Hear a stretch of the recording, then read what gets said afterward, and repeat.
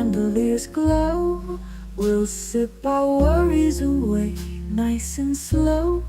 Your laughter ripples like sweet warm wine. In this jazzy sultry space you're mine. The saxophone croons a velvet tune, while melodies dance beneath the moon.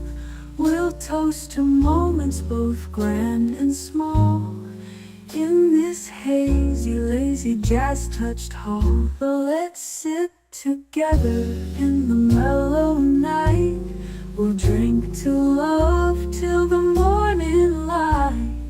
Every glass we raise a promise true. Here's to the magic in a drink with you.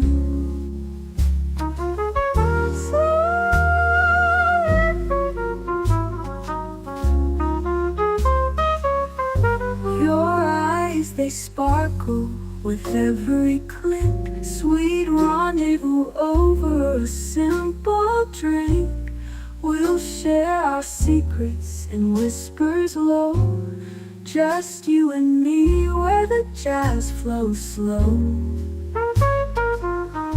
The world outside fades into the mist, but here it's our own dreamy tryst.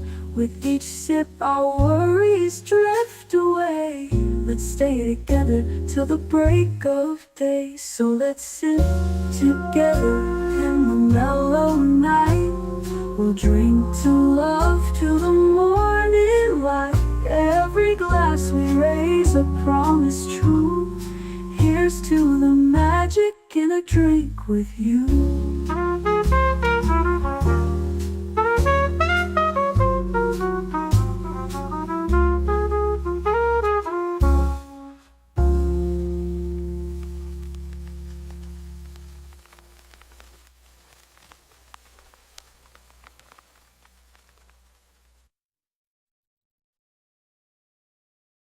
The following live stream has been approved for appropriate audiences. It may contain occasional strong language and may not be suitable for younger or more sensitive viewers. Viewer inebriation is advised, though not mandatory.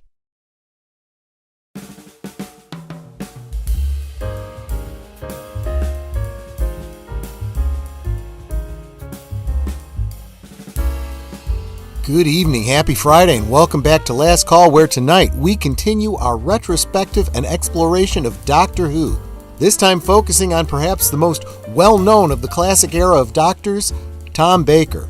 So throw on that scarf, grab a bag of jelly babies, tell me what you're sipping on in the chat, and we'll fire up the time circuits on the TARDIS and ask the question, who knows?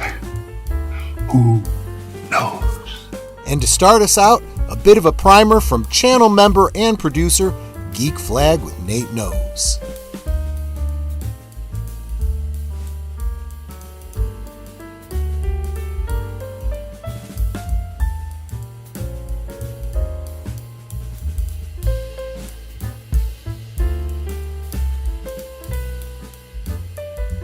Last Call is streamed before a live audience.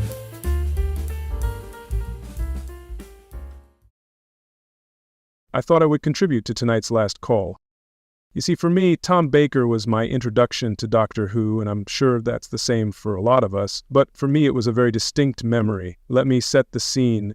Picture a little 8.5-year-old Geek Flag in bed, probably the sickest he has ever been in his short life, home from school, feeling miserable. My mother took pity on her baby boy. She came into my room with one of those rolling trays with homemade chicken soup, saltine crackers, a cup of hot tea, and a portable black and white TV. She plugged it in and turned it to PBS, just in time to catch the tail end of the Bloodhound Gang. Then, while sipping my tea and eating my soup, it happened. That unique tune we know as the Doctor's theme pierced my little brain. The episode was The Ark in Space, Part 1. The first image I see is of a space station floating in space, and then an alien eye view of a person in suspended animation. Then, the most peculiar sound, followed by the materialization of a blue police box, and then a man with shaggy hair, a hat, and a long scarf emerged from the box, followed by two others, identified right away as Henry and Sarah by the man in the hat and scarf. and he in turn was identified as the doctor. Now, with my curiosity piqued, their adventure unfolded before me, and now my imagination was fully engaged. Tom Baker's tone of voice, the cadence of his speech, and the banter between him and his companions drew me into this new sci-fi world. Well, that's my story of the Doctor. I know it's a bit long-winded. Sorry about that.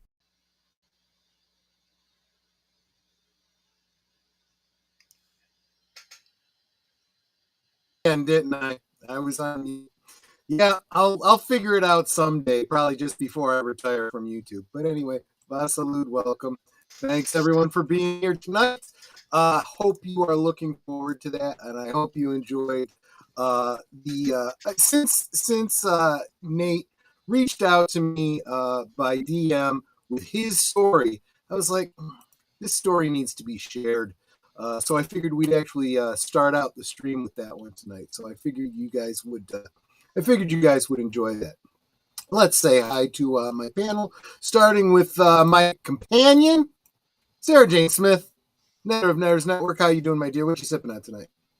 I do real well. It's the end of the week. I am actually sipping on a cherry pomegranate fruit juice, I guess. Fair enough. Yeah. Yeah, that's fair enough. And Dave Ross, so good to see you tonight. How you doing, Boomer? What you sipping on? Fine. Can you hear me okay, or do I sound like a Dalek? Yep, you sound fine. Well, then you'd have to sound like this. If you sound like a Dalek later, that Okay, we'll just play that off as planned. What you say? Anyway, no, I'm doing fine. I got a Coke here. I guess I should have a ginger beer though, since we're watching Doctor Who, because wasn't that Tom Baker's doctor's drink of choice, if I recall? Good point. Good point. Maybe I'll have a ginger beer a little bit later on myself, but because I do have some. So there you go. But yeah, I obviously love classic Doctor Who, and I think most people that have commented the last video and sent me DMs and whatnot have said, yeah, their first Doctor was the fourth Doctor, Tom Baker. But first with us tonight, just because he got here first, was FKHC 2005, also known as Tim Hale. Welcome, my friend. Good to see you. Followed shortly thereafter by Curtis Selby, the tired midnight blogger. Hail to you as well. Lady Mist, dropping the blue emojis for Netter, which encourages her. Connie Cleary, the bird woman of YouTube. Salute. Good to see you. Jesse Green. He says hello. Good to see you, my friend. And salute to Deleted Scenes. Good to see you, my friend. Let's see here. Yes, as he always says when he gets here. Like, share, subscribe, become a member. I would certainly appreciate that. And speaking of becoming a member, he's dropping the membership emojis. The fedora, the brown mumbler, the channel logo, and the Canarble Wagon. And here's the guy that introduced our show tonight. He says, "Who has the jelly babies?" Yeah, Netter often gets me jelly babies and curly whirlies from an importer, but that importer has gotten less reliable lately. So we're looking for other options. I understand we may be paying more because of tariffs, but I'm okay with that. One of the advantages of living in Florida, we of course will get, well, we get British tourists. So once in the grocery store with a few jelly babies on the shelf. There you go. And Evelyn Hampton, who of course a couple years back visited the Doctor Who experience in the UK. Welcome, Evelyn. So good to see you here. Hope you're feeling well. And Darth Plato, and we just lost Boomer. He'll be back. All right, it's showtime. Yes, it is, Darth Plato. Welcome to you. And welcome to the guy who just left, Aged Boomer. He'll be back. And of course, Ruby Hoove, who is now a channel member herself. Thank you so much for being here. He has now gifted a membership to Small Time Republic. Welcome, Small Time Republic, to channel membership. Hope you enjoy it here, and hope you decide to stick around. We'll see. Let's see here. The Peter Venkman fan site. Welcome. Wow, it's his PBS aired Doctor Who in the afternoon. Mine aired it at night on Saturdays, and that was in the 80s. Yeah, so obviously every PBS station around the country was different. They operated autonomously, so they had their own viewing schedules. But Netter and myself and Evelyn Hampton are all from the Chicagoland area, so we all watched on WTTW in Chicago. Evelyn was telling us last week that before Netter and I started watching Doctor Who, probably in the mid 70s or so, she said that they had Doctor Who here during the week. I think she said in the daytime. But then by the time I was watching it, I was in high school. So really, it wasn't even in the 70s so much. It was more in the 80s. I was watching the Sunday night, late Sunday night, like, I can't remember, it was like 10, 11 o'clock at night on Sundays. Welcome to CluuStudio. And he gifted a membership as well. Thank you so much. I super appreciate that. That went to Danny D. Welcome to channel membership. Good to see you, my friend. And Darth Plato says, great. Oh, $5 super chat. Thank you so much, Darth Plato. Great to see the face reveal of Age of Boomer. It explains a lot. Yes, exactly right. Oh, why didn't you just come in, Boomer? You can do that. Oh, well, I'm sorry. I figured, be polite. Oh, I figured be polite and let the host bring you in. But no, I switched internets. Hopefully, I don't know if I was, yeah. That's fine. But yeah, you can come and go as you please. You can kick me out if you want. If I should get a little too, but that's anyway. I did want to compliment.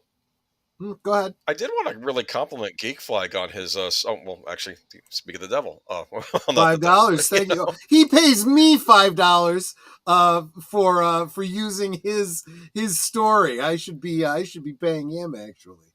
That was a great video. And I wonder if if many of us can actually look back on our own introduction to Doctor Who. Was it something similar to that? I'm curious. Probably. Yeah. Well, I'll tell my story a little bit, because yes, I was in the same situation with Tom Baker really being my first, and then we had to go back and watch the earlier ones later on. And I think for most Americans, Tom Baker was our first Doctor. Like, I don't think we were aware how old this series was. We didn't have the internet back then.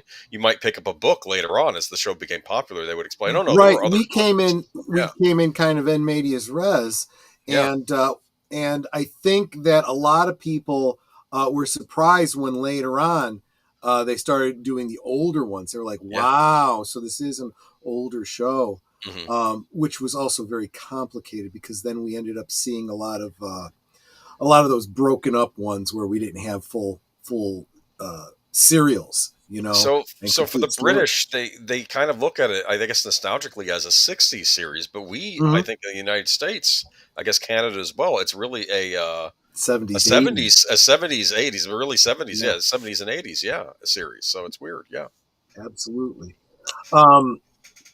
Robert's Infinite Realm says, hello, Troy and Netter.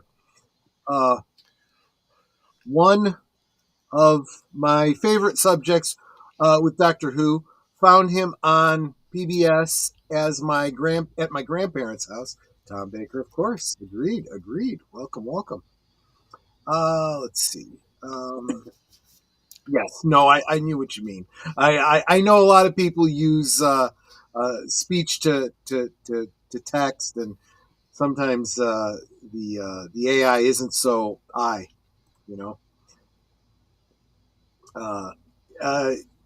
it was well done by Troy because I was not that adorable when I was a kid. Yeah, so I had no idea what Nate looked like as a kid. So AI just kind of genericked him up. I'm assuming that Geek Flag didn't have 6 fingers on one hand, but you never know. I mean, he may have and then corrected later in life.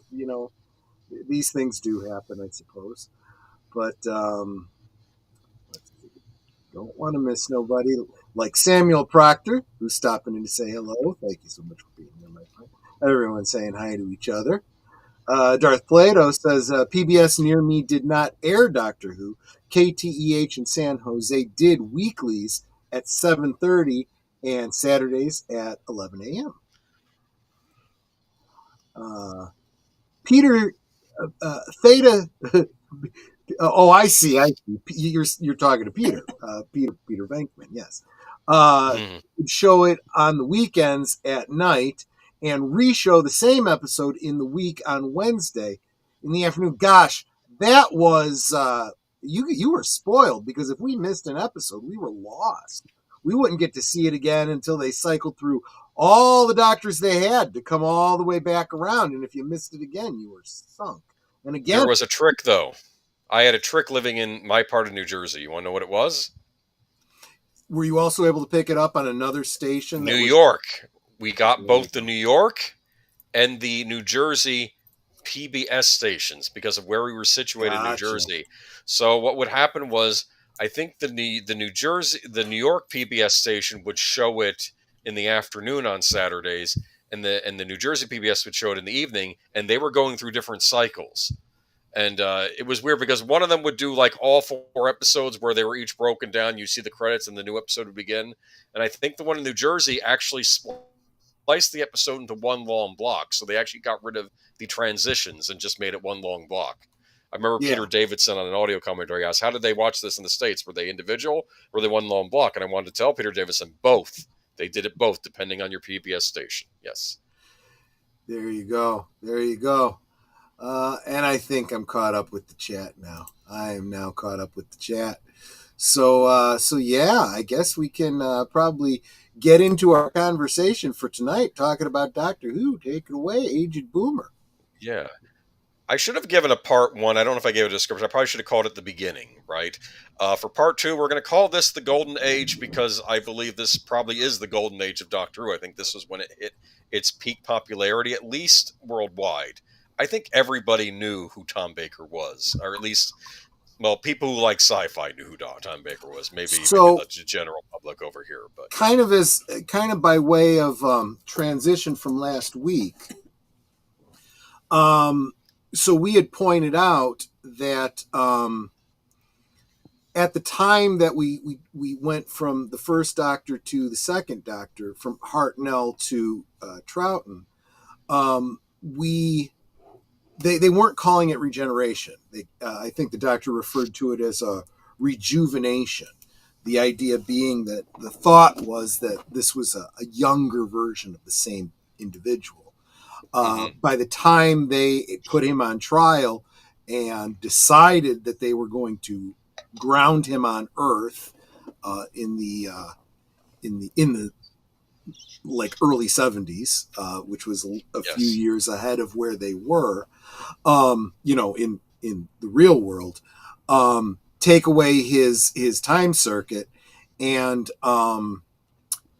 force a regeneration on him. That's where we came to realize, okay, now we're instituting this concept of the regeneration.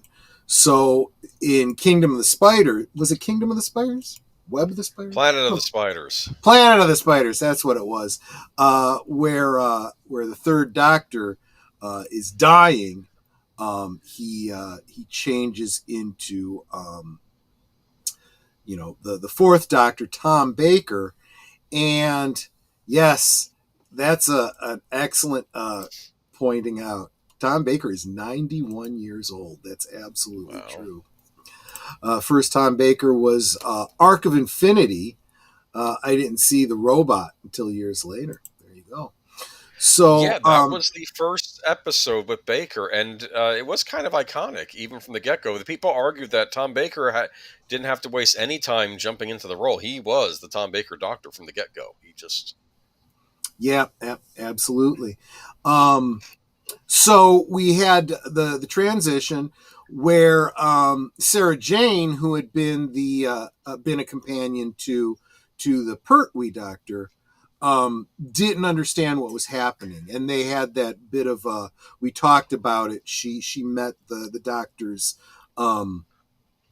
teacher or whatever, who was Yes. the Buddhist monk type Gallifreyan, and she was kind of warned about it, but she didn't really understand. And when she tried to explain it to Brigadier Lethbridge Stewart, he's like, "Oh yeah, it's happened before," because he had met the doctor as the second doctor. So he knew, because remember, the Brigadier didn't take him seriously as a doctor when he first met him with the changed appearance, right? Exactly. Yeah, that's exactly right. This is, of course, there was another companion during this area. What was his name again? Was it Henry or Harry? I guess I should know. We were always focusing on Sarah Jane, so Harry.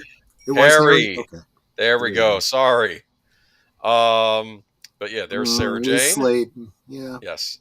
Very iconic Doctor Who companion. Mm-hmm. Probably the most famous of the Doctor Who companions, at least until Rose Tyler came about. Yeah. So when people talk about, these postmodern kids talk about the Doctor was always progressive, Doctor Who was always progressive, they are probably referring to Sarah Jane and a couple of the female companions before her during the Pertwee era, who were definitely second wave feminists. This is the pose that Netter was taking in the other picture that she used last week. This was, of course, from the attempt. It was basically a pilot. An attempted pilot, called Girl's Best Friend. Was it Canine and Company? They decided on Canine and Company, but they did one episode that was called The Girl's Best Friend. The series would have been called Canine and Company, which didn't make a lot of sense given the tone of A Girl's Best Friend, because it was absolutely, she was the doctor of the episode, and Canine was just a companion, just like he was to the doctor. But so it was the whole women's lib thing and so forth. The robot. Yeah, that was the first episode with Tom Baker. I remember this. Now, this is what I felt like New Who was missing. I wanted more of. I like the fact that it's not just aliens that Doctor fights against, or like extraterrestrials. They're also terrestrial threats. This was created by a human scientist, right? This robot. And it decides, let's kill all the humans, right? As I recall, if memory serves. As just about every sci-fi robot, they've been trying to warn us for a long time, and we're hell bent on not listening. Apparently, robot kind of looks like Lucifer from Battlestar Galactica. You make a good point there. Good point. Yeah. Another great, I don't know if that's late 70s, early 80s science fiction series. Yep. But look at that. You got the scarf. You got the hat. Yep. Look at that. And again, all of the Doctor's episodes were serialized through novelizations, so you always had those as a backup. Now, Geek Flag had mentioned the Ark in Space. I believe that was the next episode in this first season. Then you had a weird 2-part episode, which was about them going up against a Centauran that we were introduced to in the last Pertwee season. That's right. But then we get to the big one where they're holding on to the time ring that I guess the Time Lords gave the Doctor. So he doesn't even have the TARDIS, right? He's going on a mission given by the Time Lords. They have to all Harry, Sarah Jane, and him have to, and the Doctor have to grab onto this ring. And what was the thing? Okay, no, I remember now. The Time Lords go to the Doctor, and they ask him for a favor, and they say, "You've dealt with the Daleks before.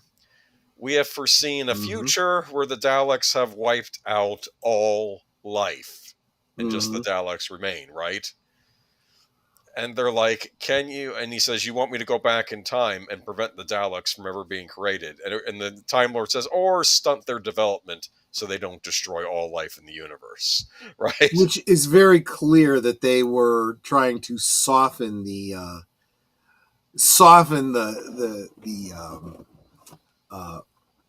genocidal, concept behind the story, because let's face it, television.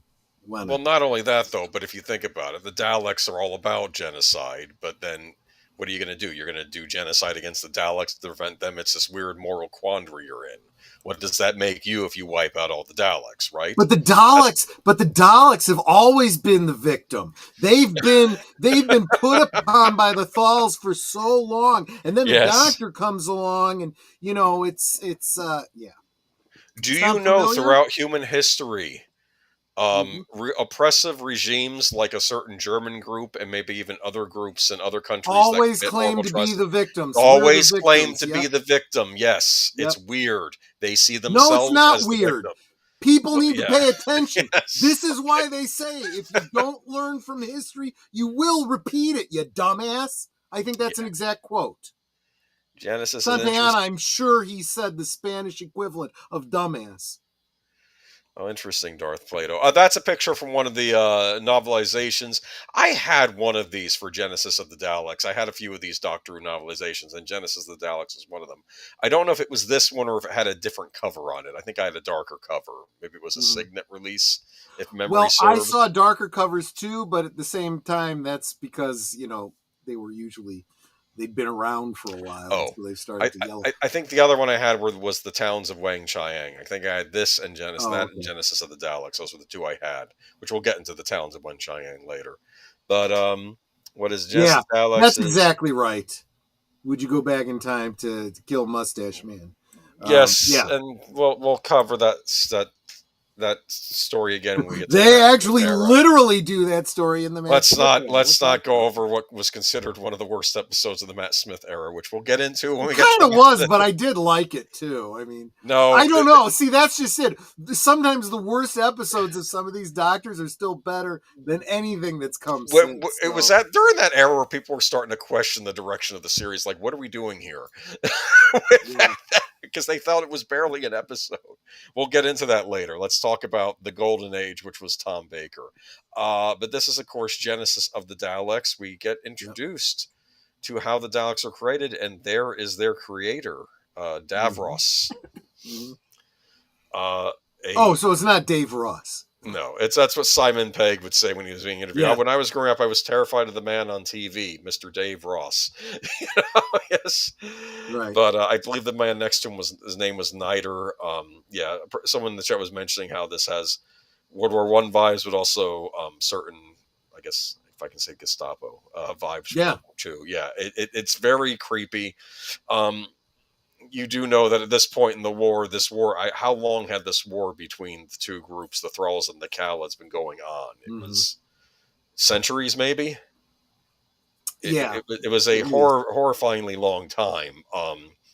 So I guess this is, in a way, is his last solution. Let's create and I think the problem with the Khalids is that they were starting to devolve, or they were starting to mutate into these creatures, right, with the tentacles, right?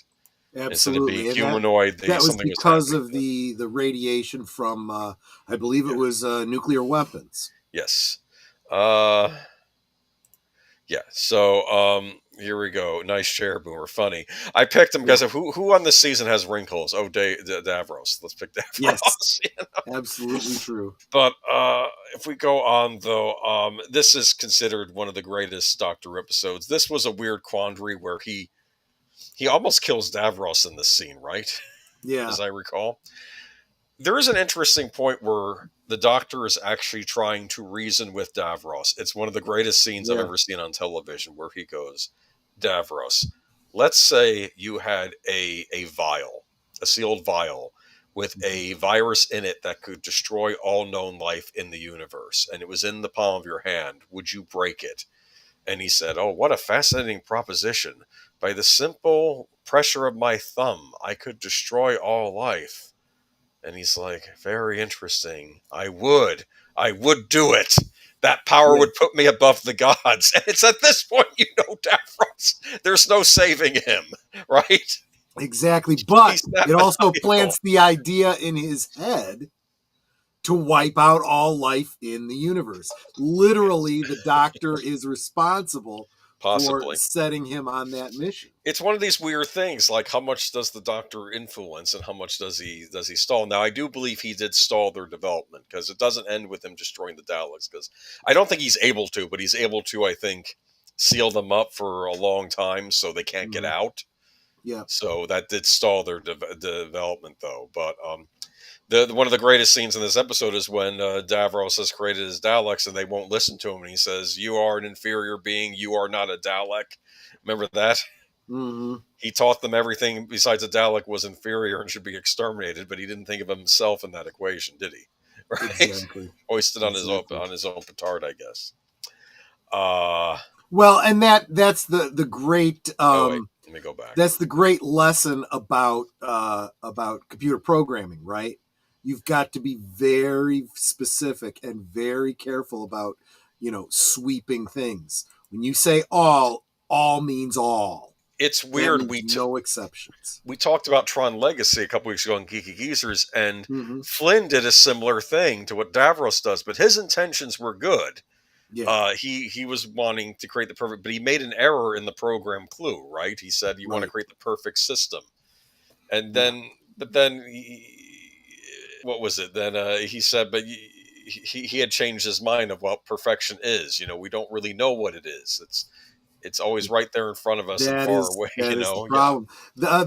Isaac Asimov covered this great deal with all of these things about, when he came up with the 3 laws of robotics, you can play with those so well, because you get a robot has to preserve the life of a human. So they will protect you from yourself. You can't do anything that's risky. You can't go anywhere. You can't do anything. Eventually, it gets to the point where they keep you trapped in your room, on your bed, feeding you, clothing you, taking care of you.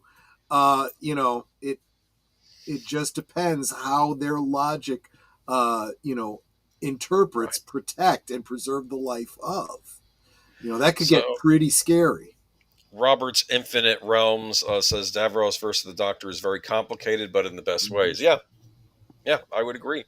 And the Daleks themselves are a complicated monster. They're not. I get annoyed when people call them robots. They're not robots. I don't even know if they're quite cyborgs. I think the Daleks are dependent on those machines to survive. Yeah, right? see, here's the thing. They do kind of play it both ways. They play it as though there's a programming, right? They are programmed with certain edicts. Genetic manipulation probably done as a survival tactic on the mind. There is that element of it too. Yes. But from a biological standpoint, they are mutants inside of the equivalent of a life-supporting tank. Yes. Yeah, they're tanks. That's how I've always seen them. Mm-hmm. They have guns on them, and they have those suction devices that can pick up a lot of things. Yeah.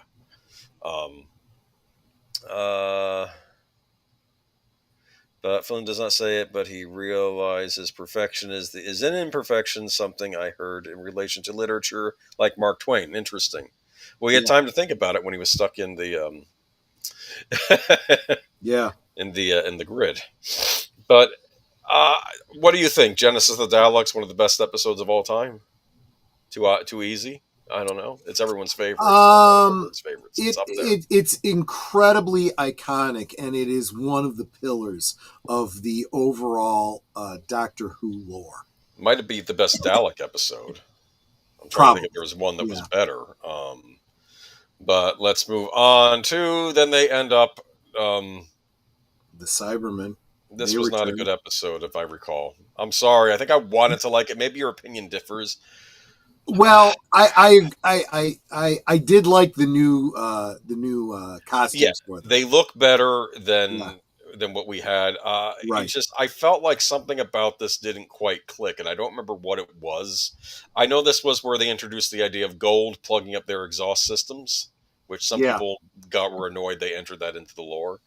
That was kind of dumb, but I think it works. And I believe they played. I think they played with that again later with David Tennant. Yeah. Darth Plato said Genesis of the Daleks was a 6-parter. A lot of episodes were 6-parters. I have to tell you, if you were setting up your VCR, as many of us young kids knew how to do, more so than the adults in the room, back in the early 80s, you would set up your VCR to record for 2 hours to get your episode of Doctor Who, and then you realize, oh no, it's a 6-parter. I'm not going to get the end when you go to watch it.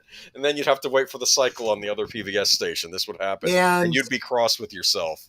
Well, and here's the other thing, too. 6 parts, but usually I think they were like 25 minutes each. Yes. So it didn't come out. It was, let's see, just slightly over an hour and like 40 minutes or so.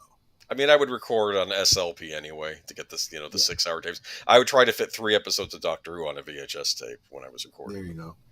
But in the U.S., I think the episode was called Planet of Gold. Interesting. No, it was Revenge of the Cybermen. Well, that's what it was in England. Maybe over here it was Planet of Gold. You're right. Because nobody knew who the Cybermen were over here, did they? I mean, this is just... that's right. They couldn't bank on you having seen the Second Doctor episodes. It's a good design. I like the fact that there's a cyber leader in the background with the black... I guess the headpiece there, headpiece, which they use later on when we get to the 80s Cybermen. They still use like the to denote leader. Salute, Daniel Berry Sports Highlights. Welcome, good to see you, my friend.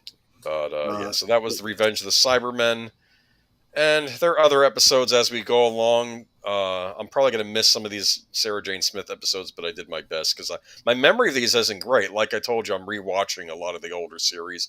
I started with Pertwee, but I'm looking forward to getting into Baker again. But this is a Terror of the Zygons, right? The Zygons held up really well when they tried to update them in the current day. Right. It didn't really change much. They're still shapeshifters, right? Yes. Mm-hmm. And they use organic spaceships, if memory serves, right? I can't remember because so much of Doctor Who takes place planet side to keep the costs down. But you're probably right. This was probably another episode where UNIT had to get involved, right? Well, very oftentimes, yes. I like that Nate's saying about that Cyberman leader, Cyber Afro. Oh, well. There you go. Zygons is a fan favorite, but never liked it. Mm-hmm. Loch Ness Monster attacking London seemed silly. I agree. And wasn't that Loch Ness Monster like a robot or something like that? Perhaps. I don't even remember. No, if it was the Zygons, it could have been... I don't know. Okay. I don't remember. Like I said, a lot of these earlier Tom Baker episodes are fuzzy. I did used to watch them regularly, but it's been a number of years. Like I said, I'm going to start rewatching them again. Mm-hmm. But that's another problem, too. You couldn't even find these. Pyramids of Mars. Oh, yeah. This one gets referenced big time in the David Tennant era. Yeah, this was a big deal. So I believe he goes back in time to the 1800s with Sarah Jane Smith. Yep. I think she is dressed appropriately when Egypt fever was going on because they were finding all of these tombs and whatnot, right? Yep. So, but I think I think those are robotic mummies. Is that right? Yes. Run by an alien entity whose name escapes me, and I should know what it is because he was the major villain in this episode. Yeah, give me a moment, I'll look it up. But was this another favorite of yours? I remember it. I wouldn't say it was necessarily a favorite of mine. Mark says the Klingons would have found the Zygons tasty. Yes, because they have Klingons have an octopus stew. Oh, so they would like calamari. Yeah, probably. I do. I do as well. It's funny you get it different ways. You can get it as the rings. I've had that before. Yep. Sutek, that was his name. There you go. Who I believe it was inspired by the Egyptian god Set, right?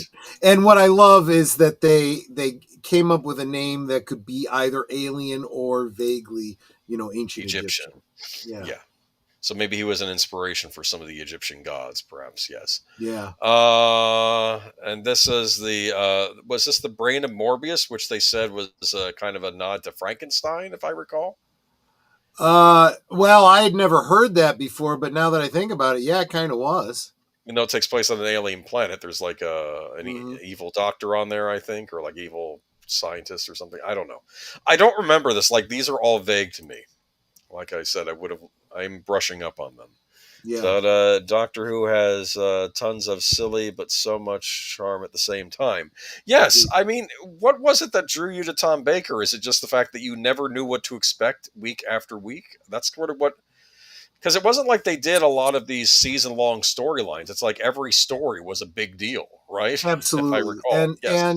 And to be honest, again, going back to, for most of us, this was the first Doctor for us. But in addition, when you go back and watch all the way through, even though I really did like Pertwee, there wasn't a lot of time travel there because he couldn't travel in time. So when we get to Tom Baker, not only do we start doing time travel again, but we get some interesting use of time travel where he starts doing some paradoxes. We talked a little bit about that with the Genesis of the Daleks, where not only might he have set Davros on the genocide path, given him the idea, but he certainly also is responsible for for what eventually becomes the time war between the Daleks and the Time Lords. Yeah. According to Darth Plato, this Morbius was controversial because it suggested that there were doctors before Hartnell. Interesting. Yes. It depending on how you read that, that's what a lot of fans... for a lot of fans, that was their fan interpretation. Others were just saying that these were other possible incarnations in the future of the Doctor. And don't even get me started on modern retcons to that story. We'll get to that later. There'll be time for that. Won't even address it now. Yeah. All right. And I think I'm going to get to the last Sarah Jane Smith story unless you have any others I missed, which I believe this was this the Hand of Evil or the Hand of Fear? I recall. Hold on. I don't remember, but when the Doctor says, "Hey, can you lend me a hand?" Of Fear. I don't think this is what he meant. The Hand of Fear. And of course, this was the there's just something so iconic about the way things looked in 70s Who. Because this is prior to Star Wars coming out, which of course changed the face of a lot of science fiction, what was expected out of it. But look at that design of our adversary in this episode, right? Yeah, and Sarah Jane was such a cutie. She really was. I don't know. I think that this horrible rock alien Eddie's kind of cute too, though. But anyway, after a fashion, yeah, I'd agree. Mm-hmm. Don't skip Seeds of Doom. I did skip Seeds of Doom, but what do you remember of Seeds of Doom, Troy? I know that was an important one. Oh, wait a minute. Did I skip Seeds of Doom? I thought I had it in here. Is that the one with the big plant creature? Did I have that in here or did I remove it? I don't remember now. I thought I had that in here. I mean, there's and this was the last Sarah Jane. This is Sarah Jane and Seeds of Doom? Yeah. I honestly don't remember. We're really taxing my memory here. But so he drops off Sarah Jane. The idea behind it was he was supposed to be dropping her off in the right place and right time. So it'd been like she hadn't left. But it turns out he dropped her off, miles away from where she was supposed to be. That ends up coming back when she returns in the new Doctor Who serials. She recounts this story. I know that Doctor was called away to Gallifrey. Darth Plato, I apologize. I forgot to put something in here about Seeds of Doom. Yeah. But I had you know what it was? No, I had a picture ready, but they didn't look right. They kept they were too pixely, and I gave Oh, up. I That's see. what I happened. see. I did have Okay. it in here. I remember that. Was that the one where they were considering killing off the Brigadier? I don't remember. I know there was one. I don't know if it was this or the Zygon episode where they were considering killing off the Brigadier, and then they decided they decided not to. I forgot the reasoning why, but they were Mhm. considering that. But I'll talk a little bit about the Seeds of Doom. In 2010, Mark Braxton, the Radio Times, awarded it 5 stars out of 5, describing the Seeds of Doom as a rich, classy serving with plenty of meat accompanying the vegetables. Ha ha ha ha! And I will arguing that also say, oh, go ahead. the archive rating of Holmes Hinshoff era reaches the zenith here. Okay, it's an important episode. I just don't have it in the presentation, as you know, So this outfit she's too wearing, much. and she's got the carpet bag and the doll. Netter and I were at a Chicago TARDIS convention, and somebody did this exact cosplay, and it was like, oh Yeah. my gosh! And this was right after Liz Sladen had died, so it was like, oh man, you know. And I think for a lot of people who were starting out with Tom Baker, we weren't used to a companion going away, were we? This might have been the first for a lot of people. For yeah, if you were just coming in during the Tom Baker era, yeah. The major one, right? So you had your support, you know, like Harry and whatnot, and you're like, okay, yeah, that's fine. But Sarah Jane had been there from the beginning, and she was there most of the run, so it was like, yeah, that was a hard hit. It really was. Agreed, Big Al. Rest in peace, Elizabeth Sladen. Absolutely. Yeah. So now we move on to a weird interim episode called. Oh, there she is Oh, holding wait, the there's hand. another picture. Here we got another picture of her. Let's. But yeah, that explains though, and she's holding the hand. Isn't that great? Pit Snipe Husker, welcome. Yes, Yeah, absolutely. That's it's funny. great. I have to tell you, Doctor Who made great use of rock quarries. Mm-hmm. So does Blake Seven, actually. Yeah. There you go. Yeah. But moving on to Oh, I know who that is. the Deadly Assassins. So the Doctor is called away to Gallifrey. I have some interesting. This is his arch nemesis, the Master again. So this is from a fanzine that was written at the time. First, congratulations to Dudley Simpson for using the organ music for the Time Lords, but thumbs down for not using his excellent Master theme. Then there's the more than usually daft title. Have you ever heard of an assassin that isn't deadly? Yes, exactly. That is lampooned by Stephen Moffat in his first story for Doctor Who. The blue, I believe it was a Red Nose special with Rowan Atkinson playing the Doctor, called Doctor Who and the Curse of Fatal Death. And it's a direct homage to the Deadly Assassin. I remember that special. I think it was Jonathan Pryce playing the Master in that, I believe. Memory serves. And there's just like the much maligned You Don't Like Casino Royale, where many people play James Bond. They go through all of the Doctor dying and regenerating, so a whole bunch of people get to play the Doctor, including a female Doctor. The actress from Absolutely Fabulous, I believe. Yep. Yeah. Exactly. Geek Flag with Great Nate Noah says, I cried when Sarah Jane left the TARDIS. I think a lot of us were kind of sad because we really like Sarah Jane, and now we're like losing a part of the show. At least they didn't kill her off. This is another time where they were thinking about killing her off. Sarah Jane may have made me cry more than any other companion, because I think Elizabeth. Sorry, go ahead. Because I was going to say, I also cried when she returned. I want to say it was like School Days or something like that, where she returns during the Tennant era. Yeah. Mm-hmm. And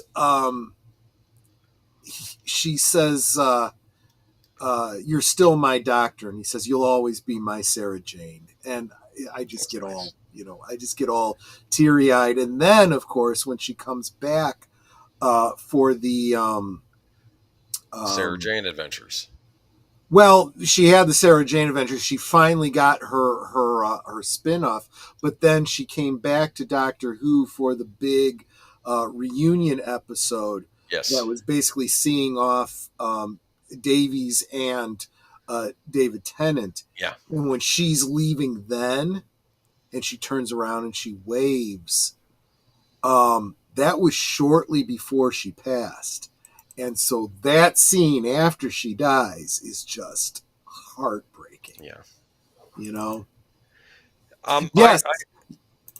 No. Did I say, yeah. Yeah, Mr. Bean. Rowan Atkinson, who played Mr. Bean. I did want to make I did want to make a point that Elizabeth Sladen actually was instrumental in kind of how Sarah Jane was written out of the series. They were actually toying with the idea of killing her off, like in some big grand thing. Right. And she didn't want to do that. And she basically said she didn't want Sarah Jane getting killed. She didn't want her getting married off because the show is really about the Doctor. It's not about the companion. Right. And she didn't feel that the companion should have that much attention drawn on the companion. It's really the Doctor. That's actually a wise... And I wish they had maintained that wisdom. I'm looking at you, Impossible Girl. You know. Oh boy, we'll get there. We will get there. First reunion was the 5 Doctors. That's right. We'll get to that next time. Mm-hmm. But anyway, the Master returns in The Deadly Assassin. He's the Deadly Assassin. He's not doing so well because he's on his last regeneration and trying and he's literally trying to stay alive by any means necessary. He's almost rotting away. Exactly. In a way, he's like a revenant or a mummy. So yeah, that's very School Reunion. That's what it was. Yeah, that title actually makes more sense. This is probably the episode where we learned Time Lords have 13 lives, right? That I believe you're right. Well, they have 13 lives, 12 regenerations. 12 regenerations.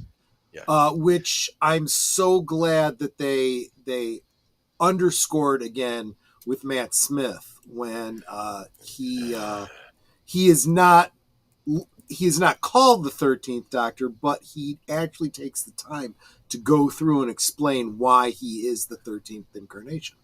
Boy, we'll get there. I have my own thoughts on that.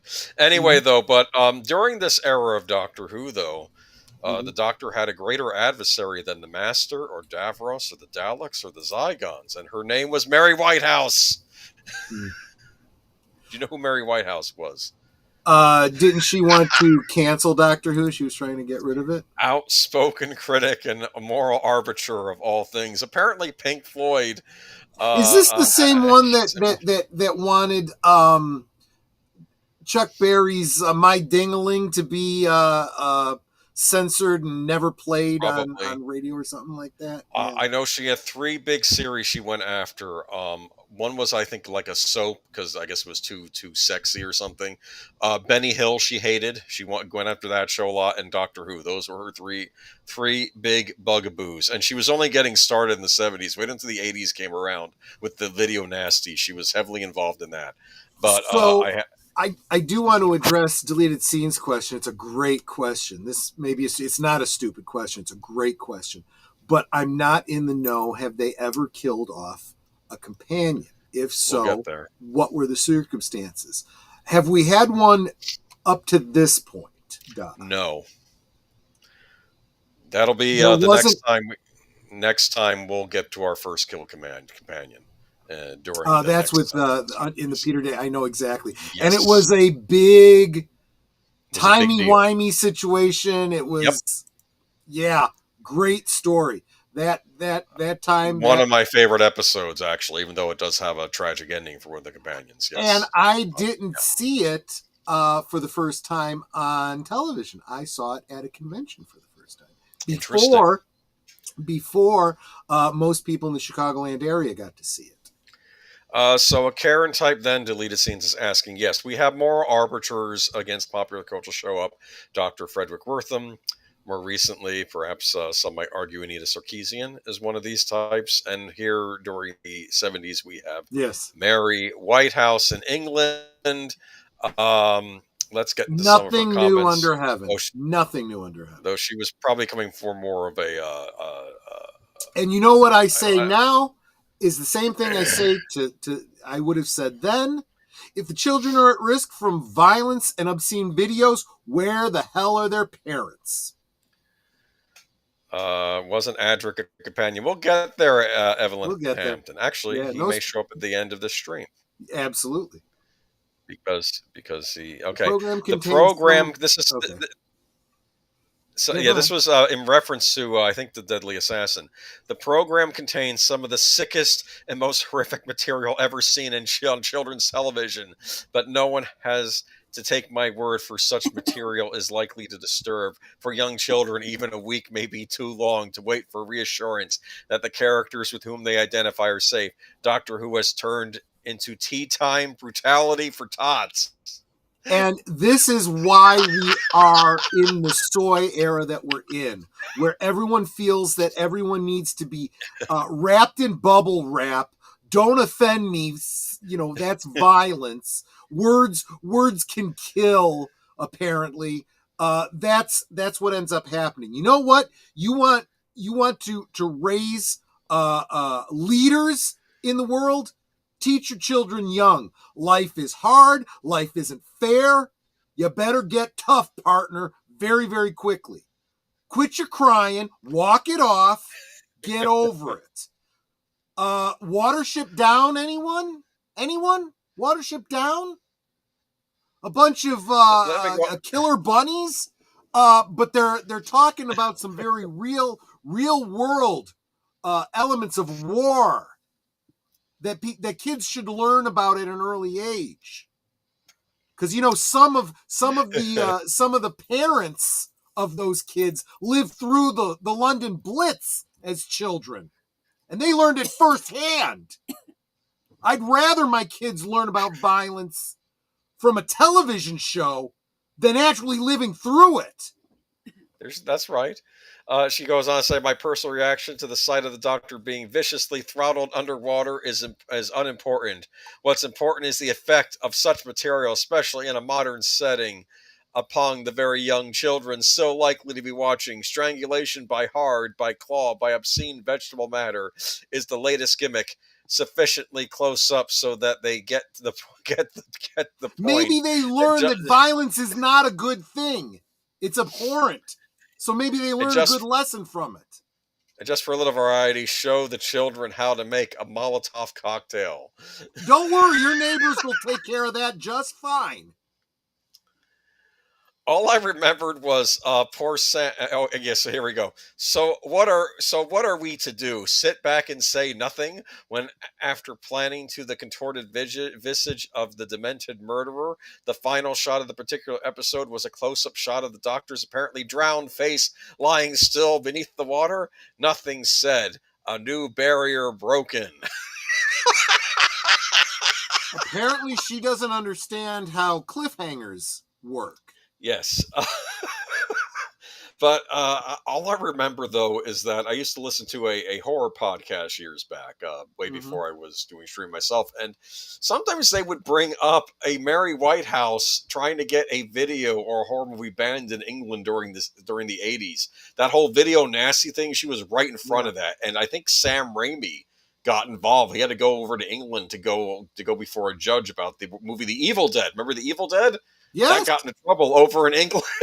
So it's just, this was I have no stomach for pearl clutchers. I really don't. Yes. Mythbusters. I have no problem with you telling your kids they can't watch something, with you choosing not to watch something yourself. You do not get to dictate for the rest of the world. Anyway, apparently, though, Doctor Who was able to at least ignore it, or at least for the most part. And we move on to the face Mount of Rushmore. evil. Yes. For starters, let's just say a This title of an I saw at a episode. convention. The face of evil. Come on. Is that not the most brilliant title? It is, especially when you realize that the face of evil is the Doctor. Yes, brilliant. Another brilliant episode. Let's go to, and we get a new companion. Very different from our Sarah Jane Smith. We have Leela. Absolutely. Yes, And Leela and her barbarian garb, which ushered in the era of not only, I mean, we've already had attractive female companions, but now attractive female and sexy. oh, interesting. Geekflex says you can't purchase an unedited copy of The Evil Dead in the UK even today. Interesting. Yeah, but the internet exists. It is We the may World have to Wide talk Web for a reason. We may have to talk about the video nasties someday. If you ever have an English guest on here that wants to talk about it, that might be an interesting topic.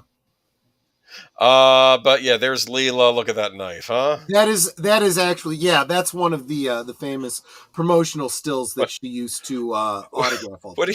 What do you think Mary Whitehouse would think of this? I don't care. I honestly don't care. I believe that Leela's origin was she descendant from Earth colonists where something horribly wrong happened at an Earth colony, and I guess it ended up turning barbaric. So this was like it was barbaric. They didn't have any advanced technology, so that was kind of cool. Oh yeah. That's freaky. Is that the face of evil? Is the Doctor? It was is this an now. AI program based on the Doctor's personality, if I'm remembering rightly, and then it kind of took over the planet, and it's insane. Wow. I could be wrong if that's what the episode was, but from Sarah Jane to Leela is interesting. Feminist to cave girl, kind of, yeah.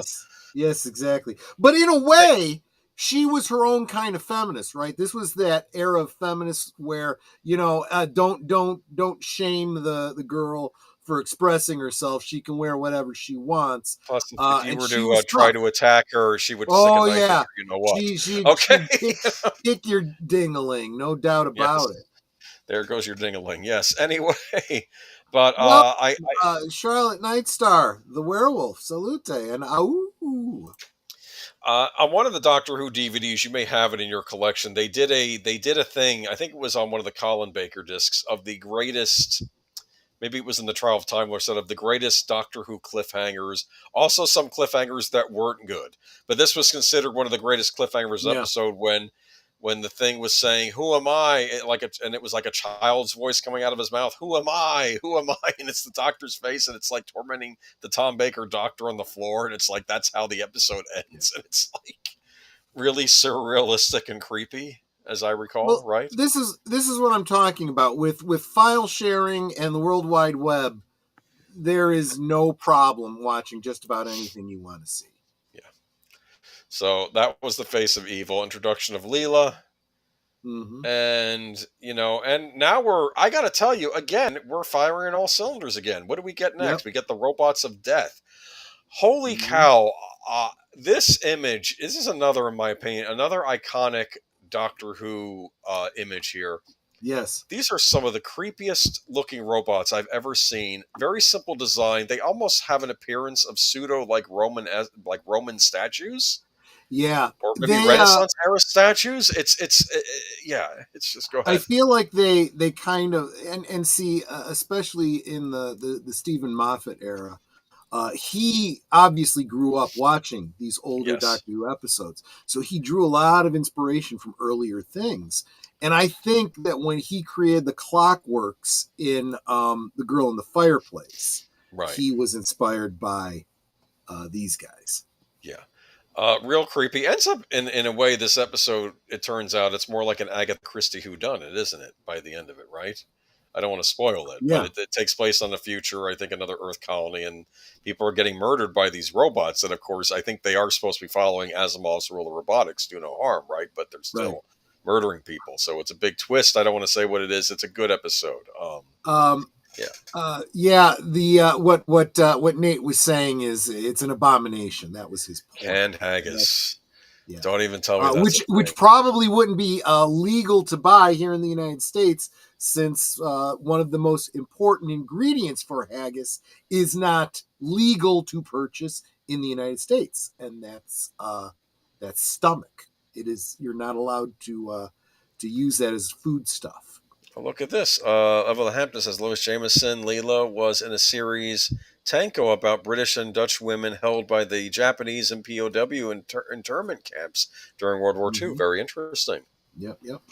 I'm sure that's probably where taking a lot of these Doctor Who actors. This is like it's always like the cream of the British. They'll go on to do other series too later on. Well, absolutely. They were either in a whole bunch of things before or a whole bunch of things after, or both.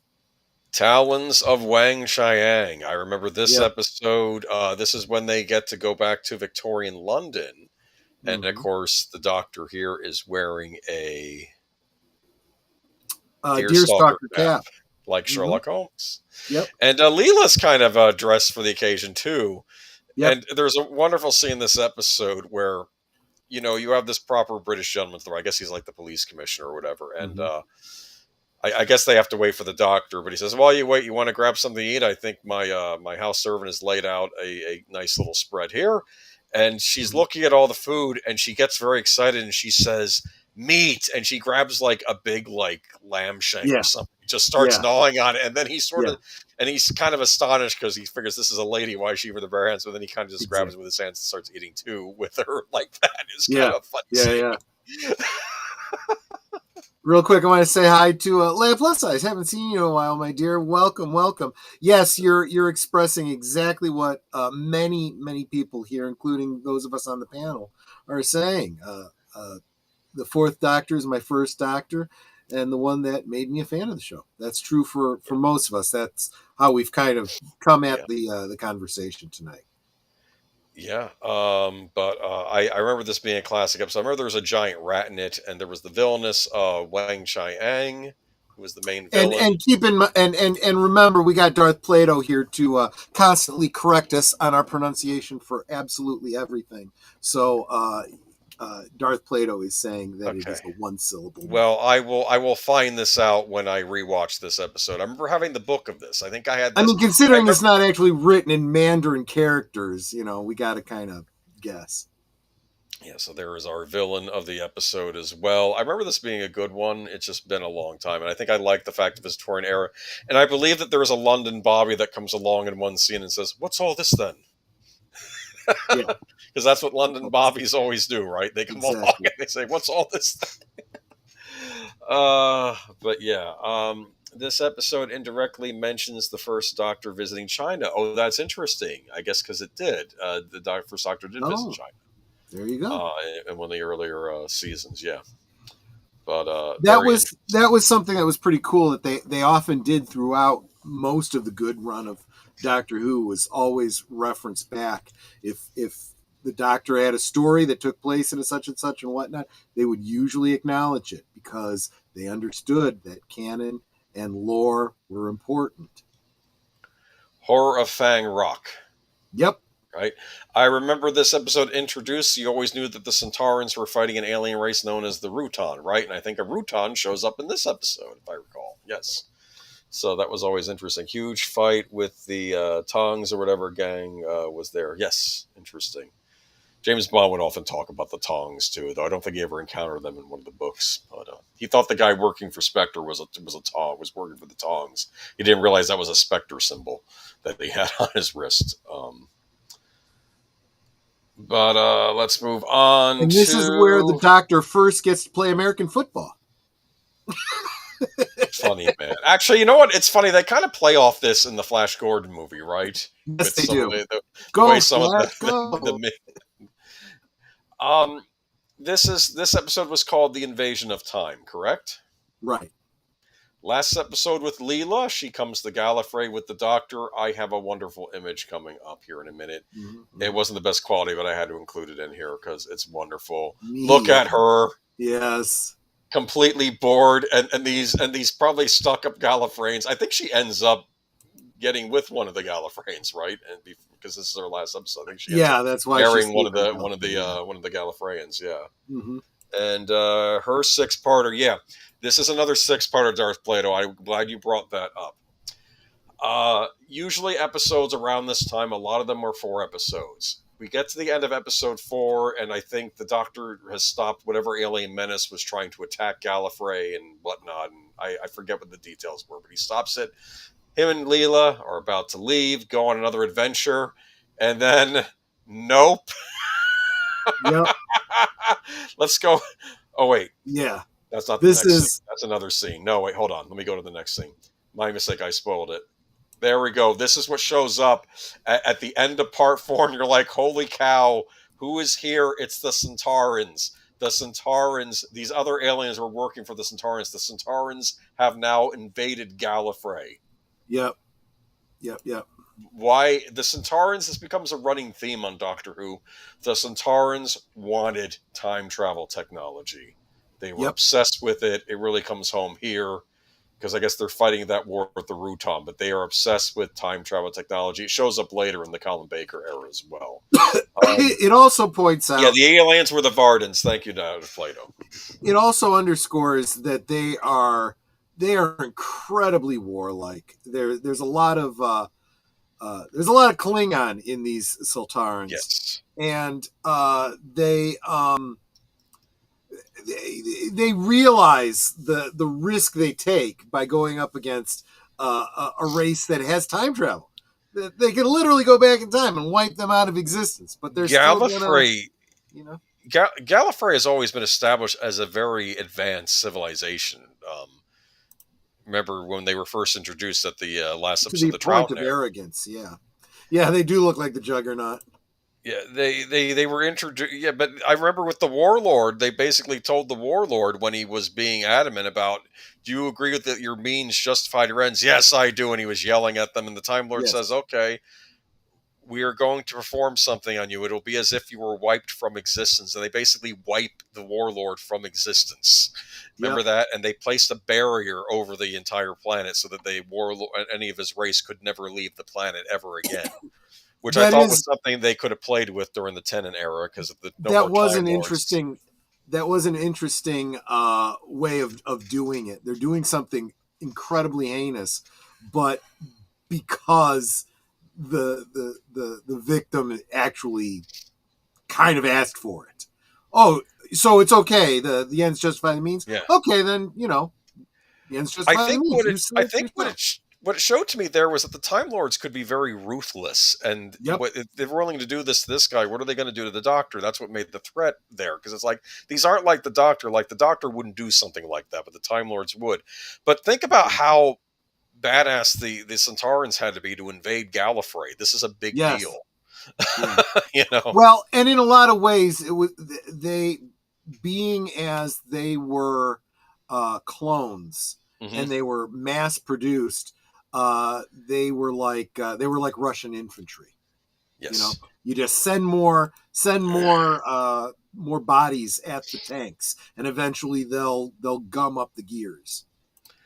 I forget what the welcome, Tim Hayes. Good to see you, my friend. I forget what the name of this commander was called, but he's considered one of the big Tom Baker era villains. He has a nasty fight with him at the end of this episode, right? And the Doctor has to use his ingenuity using time travel, I believe, to stop him, right? Mm-hmm. I don't completely recall. This was exactly what I was talking about, where time travel was finally being used in a clever and intelligent way. Darth Plato points out that Gallifrey was like the British Empire in space. That's exactly right. And they were used for the writers of Doctor Who to kind of critique the British government, because there's good and bad in Gallifrey. Yeah, exactly. That's the thing. Like, you'll have bad Time Lords and you'll have good Time Lords, like the Doctor, and then you'll have the bureaucratic Time Lords. Exactly. But Leela leaves. She stays behind, and you're thinking, what can they do now? How do they top the invasion of time?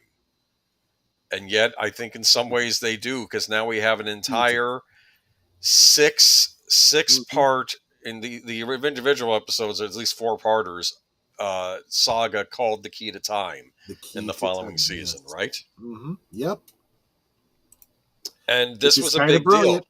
It was a This was the great first story time arc. Yeah. this is the first time it ever been done on Doctor Who, and I know that Russell T Davies he said he had been inspired by Buffy the Vampire Slayer. How Buffy would do these season-long stories. Yep. You'd have your episodic episodes, and you'd have the ones that go with the season-long story. But Doctor Who did kind of do that here. Yep. With the Key to Time. Yep. So I believe the White Guardian approaches the Doctor, and I guess the White Guardian, he's like the polar opposite of the responsible for all the good things in the universe, right? The closest we'll see, I guess, to a deity mentioned in the Doctor Who universe, Exactly. I guess, right? And but he says things have become chaotic. You have to find all the pieces of the Key to Time so I can reset things. And then he warns the Doctor, but be careful, there is also a Black Guardian out there who is also after the Key to Time. And I guess he's sort of responsible for a lot of the bad in the universe, right? So... I think if you were to analogize this to the DC Comics, cosmology, it would be like the Lords of Order and the Lords of Chaos. So Darth Plato doesn't like the Key to Time. That's fine. I do know that Douglas Adams was heavily involved this season, right? The writer of Hitchhiker's Guide to the Galaxy. Yes. Yep. So here we go. We do get introduced to Romana. Romana, the first incarnation of Romana.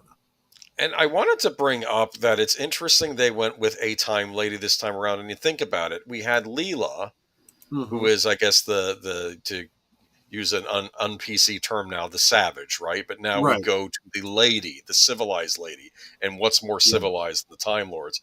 And she's actually sent, I believe, by the White Guardian to help the Doctor out because it's a big deal and we need another Time Lord or Time Lady in this case on the job with the Doctor. So she's of his race. Yes. You describe her as civilized, and she really was. I mean, she almost kind of condescended to the Doctor.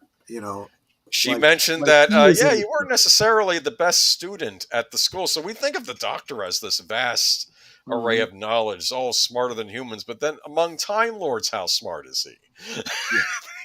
And one could argue, I mean, because look, I actually knew a couple guys in high school who there was no doubt, they were head and shoulders more intelligent than I was, probably more intelligent than anyone in the class, definitely more intelligent than most of the teachers.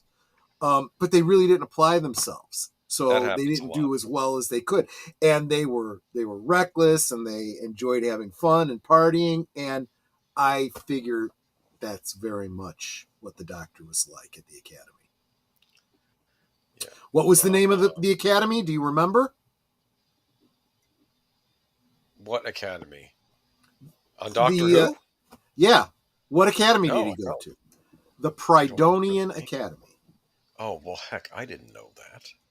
I don't know everything there is to know about Doctor Who. I'm brushing. There was a group that when I was in high school, I met up with them. They were, how every fandom has their fan groups and whatnot. CAG obviously with the Klingons and so forth. The Prydonians of Princeton were the big Doctor Who clubs that popped up all around. Very good. Obviously coming out of like Princeton, New Jersey. Yep, exactly. Yeah, Princeton, New Jersey. Yeah, Doctor Who was very popular in New Jersey. Here's the thing. Here's the weird thing.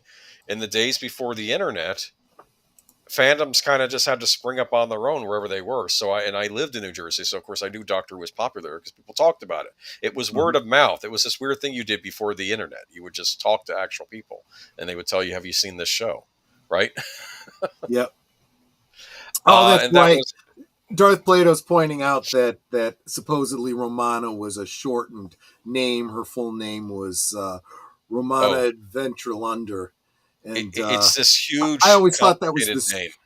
I always thought that was the dumbest thing because there's a line that the Doctor has at one point when they're trying to find out what his real name is, and he goes, "Well, you couldn't pronounce it," implying that the names of these Gallifreyans are these incredibly difficult to pronounce long names, and it's like, Nah. I like the way they ended up inevitably retconning the Doctor. He goes by the Doctor because that's a title he gave himself.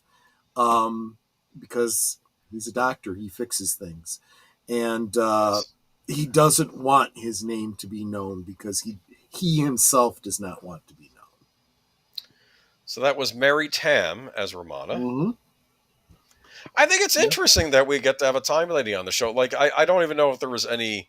I don't know if there was necessarily any romance going on the old shows, but if there was a romance, it would make sense to be with another of his race. I never understood this whole idea of companion romance, which didn't make any sense because that would be like an experienced school teacher with a pupil. That's what most fans have been saying for the longest time. You know, it is if you think it's horrific when some old man is going after a barely legal student, then by all means this is even worse. When you're hundreds and hundreds of years old going after a human female, that's kind of disgusting. But then again, you can make the same argument about a certain sparkly vampire too. Anyway, Twilight discussion next week. I hope you guys are looking forward to that. Okay, anyway. There you go. Actually, there are a lot of Twilight fans. I'm not picking on you. And of course, I keep forgetting to mention that we've had K9 all throughout these series. I believe that the one K9 stayed behind with Leela, but then he built another one. Is that right? And that's the one hanging out with him and Romana there. But yeah, which I do believe is the same one that eventually makes its way to Sarah Jane for K9 and Company. Maybe. I remember though, I enjoyed K9. He was a neat little companion they'd have. He was and a keep good in mind, boy, this was way before R2D2 or C3PO. That's true. He was the robot companion. Yes, that is true. So he predates all that. But yeah, it's funny because he was a robot dog, and he sort of had a dog's personality in some ways, didn't he? Like the Snoopy of this series in some ways.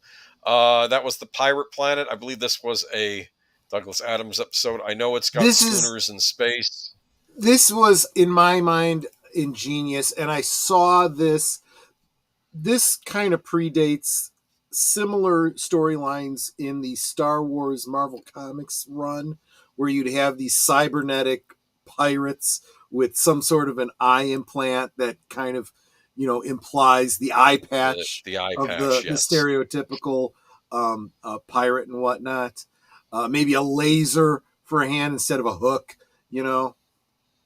I got to post. I don't know that it came from anywhere before this, actually. Oh, K9 is a play on K9. Yes. I only just. It's okay. Oh, really? Okay. Yeah. K9 was a good boy. The British or the English are always good with their play on words. I'll say that for them. I forget what episode this was. The Curse of Fenric. No, I don't know. I don't know if that was episode. I don't remember. But there were a bunch of episodes. Each end of the episode, they discover a piece of the key to time. They have to assemble all 6 pieces. And this was when they started doing some very interesting work with I suppose this is like the double exposed matte thing. You can obviously see the horizon lines. Yeah, and this is actually ingenious because it gives you this concept of perspective, and you can only imagine how big that thing is supposed to be. It's still terrible special effects, but it's kind of ingenious in what it implies. And again, that's what you have to look at with these: good storytelling, maybe not the best special effects, but good enough special effects to convey the story. That's what's important.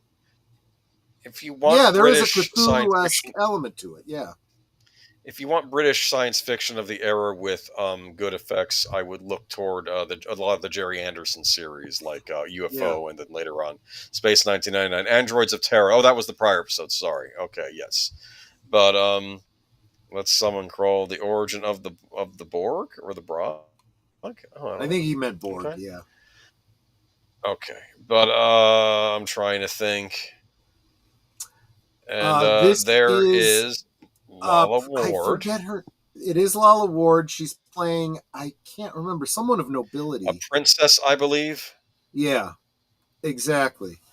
The quest for the six best eggs from the Atrios, a world at war with the planetary neighbor Zeos, but the Black Guardian is closing in. That's the short plot line on that. Exactly. And she, I think it turns out, I'm going to spoil this episode. I think it turns out the key is Right. her. She's Yep. the sixth She piece. literally is the key to time, which is a great little twist. But of course, Lala Ward goes on to bring about a whole other plot twist in Doctor Who. Now, I think what happens, the big twist at the Princess end of this episode Astra, was that's her name. Thank you. Princess Astra. I hate to think, is this the Black Guardian from this episode or is this from later? I wanted to think it was from this episode. Yes, the Black Guardian. It turns out the White Guardian who sent them on this mission to collect all the pieces was actually the Black Guardian in disguise because he wanted the key to time to, I guess, rewrite the universe. Another or great whatever. twist. I guess. Another great twist. And then the Doctor, I think, gets wise to this and splits the key up, except he does return the one piece of the key that was the princess so she can go on being the princess. Right. Before I guess it goes, I don't know. I don't really know. But yeah, he stops the Black Guardian's plans. Black Guardian is furious, and I believe will try hunting the Doctor later on, right? Yep. But so they do a randomizer in the TARDIS so they can escape the Black Guardians, because they're worried the Black Guardian is now going to be coming after them. And he's an all-powerful, a very powerful being, right? So she was the key master. I'm the key master. Okay. Yeah. From like Ghostbusters. So we do get a new Romana. Apparently, the prior actress said that she felt that the character had done everything the character was supposed to do, but now she's going to start turning into a regular Doctor Who assistant. She didn't feel that should be the case.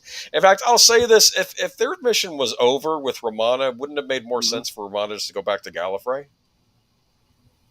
True enough, but then I do feel that by regenerating her into Lala Ward, it breathed a lot of new life into the character.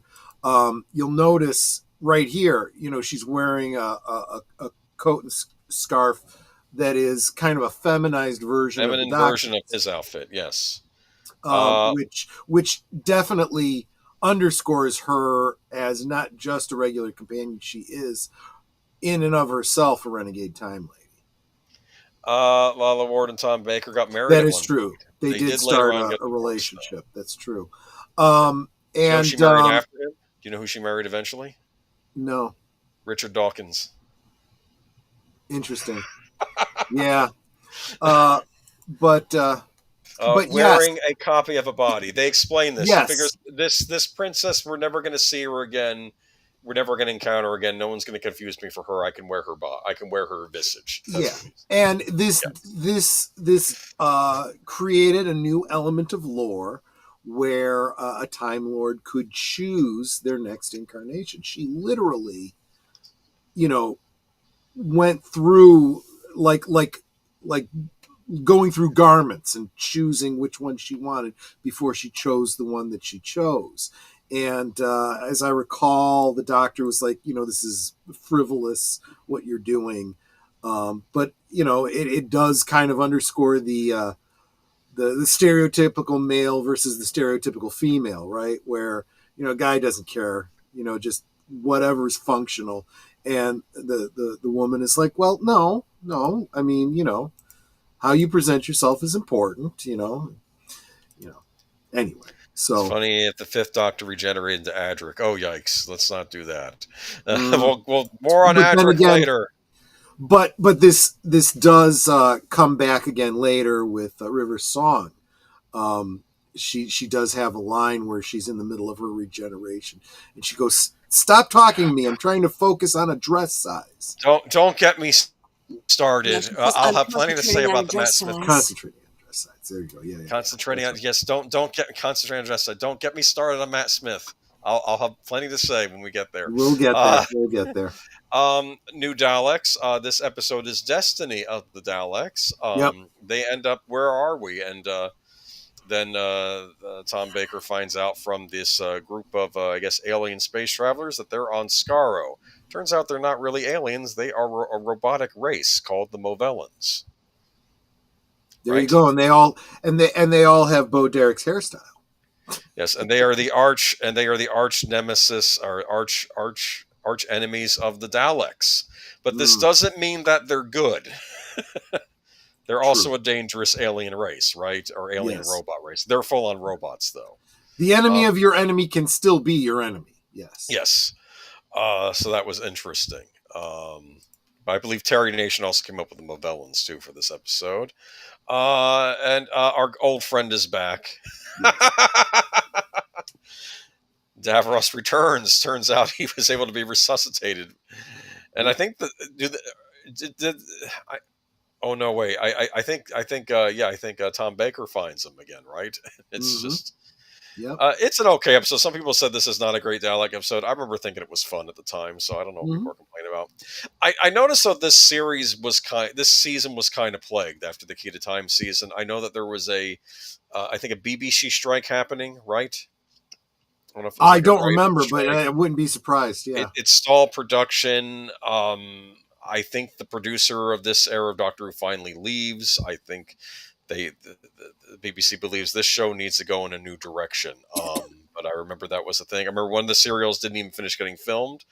I put this in here. This is from City of Death. I believe this is Big Al's, one of Big Al's favorite episodes. I believe it takes place in Paris. They're trying to visit the Louvre, I believe. And is this the one with the Mona Lisa? Yes, and I think Romana makes a comment about how, well, in Gallifrey, our computers paint our paintings for us. And it's not the same, when you're using, you learned when a human learns technique. And it's funny. Yeah. It's not only is it funny, it's unfortunately very prescient as to where we are now, or where we are coming now. Because at first, when you think of this, how on earth could a computer paint a painting? And I guess we're sort of there. I would argue they don't paint them that well now, but good enough for a thumbnail. Anyway, I don't think they should have brought back Davros. Him dying the way he did is more interesting instead of turning D into a recurring villain like the Master. Fair enough. People probably have argued. I agree, but I do feel like his death, just before the regeneration of the David Tennant Doctor, what was his line? I name you now and forever the destroyer of worlds. That was some good stuff when he finally dies there and he blames the Doctor. It's like, you were responsible for the creation of the Daleks and setting them on this path, and now you're responsible for this genocide. I'll explain to you why they wanted to bring Davros back. Why eventually with the Cybermen you get this recurring cyber leader all the time. I think even though you have these evil alien races like the Dalek Cybermen, they wanted something like a sort of reoccurring figurehead of them. So for the Daleks, it becomes Davros, someone who the Doctor can talk to, have a conversation with. Yeah. For the Cybermen, it was that recurring cyber leader we'll see later on in the Peter Davidson era, because he would always show up again. The same actor would play him each time, right? Even though it was probably that was from City of Death. I'm trying to remember what else happened this season. So wait a minute before you leave City of Death. So they have this whole storyline again, a great use of time travel, where if I recall correctly, and please correct me if I'm wrong, if I have the wrong episode, but they go back in time because somebody is doing counterfeits of the Mona Lisa for monetary doing gain, it in the past, but they are so well done they pass muster. They look exactly like. Don't they pass muster for carbon dating as well? Yes, and that's what happened. Yes. And it turns out that this alien's gone back in time and is forcing Leonardo da Vinci to make copies of the Mona Lisa that he then, puts away in a vault to then sell in the Really? present. And they don't appear to be counterfeit. They appear to be actually the work of Da Vinci, Leonardo because da Vinci. they are, Yes. and they are old enough and stuff. So the doctor goes to he in the past, he paints on the canvas, "This is a fake. This is a fake. This is a fake." And the big wrap up of the episode is that the one that's in the Louvre is one of those, "This is a fake," and nobody knows it. And he's like, "Well, technically, it's still Da Vinci's Mona Lisa." I mean, let's be honest. Even if there were Da Vinci copies, would they be worth as much as the original? No, they'd still be worth a fortune now because they're still painted by Leonardo da Vinci, right? True. Um, Can you imagine that? if there was like 100 Mona Lisas that he had done, all of them almost identical, and well, we know of 100. We've numbered them. This is the the Louvre copy. This is the whatever, all the different cities that it might reside in. Yes, and I believe this one was also partially penned by Douglas Adams. This episode. Moving on to, what was this? The Horns of Neman, I think. Neman, yeah, I think so. After colliding with a spaceship, the Dr. Romana and K9 team learned that young natives from a peaceful planet called Aneth are being transported into a great labyrinth called the Power Complex. What do you think? Yeah, I think there's a goblet at the center that they have to get to. There was supposed to be a season finale, which was notorious. It never finished filming. They filmed segments of it, but they didn't finish it because, I believe, of a very bad strike going on at the BBC. This was later re-put together by having partially shot scenes and then animated scenes added to it, where they actually got the cast back, Tom Baker, Lala Ward, and everybody else, to redo the parts in the animated segments. I think there's like 3 different versions out there. Yes, there's another one which had Paul McGann. He was in it. Yep. We never got to finish that because of the thing in the 5 Doctors. We'll get to that later. But this was a notoriously unshot serial, which they eventually did finally finish in partially animated form. So I have to give credit to the BBC for restoring this and for actually getting the actors back to do the parts. Yep. It's a good idea. A play on Theseus and the Minotaur Maze. Interesting. But I think that this was sort of a codex that they were like, Doctor Who has to change. And we're heading into a new decade known as the 1980s, right? Mm-hmm. They get a new producer whose name is John Nathan Turner, who I believe will be the last big producer on the show until its long hiatus, right? Oh, yeah. So let's get into the John Nathan Turner era. I need to watch Shada. It's not on BritBox because I guess it's not an original airing. But here we go. We have a new intro. We have this is we have like a synthwave Doctor Who theme. They got rid of the old theme. We have a new synthwave theme. It's still the same tune, but now done with electronic guitars, and I love the sound of it. I do too. I get goosebumps hearing this. I mean, the old intro and theme were great too, but this also was neat.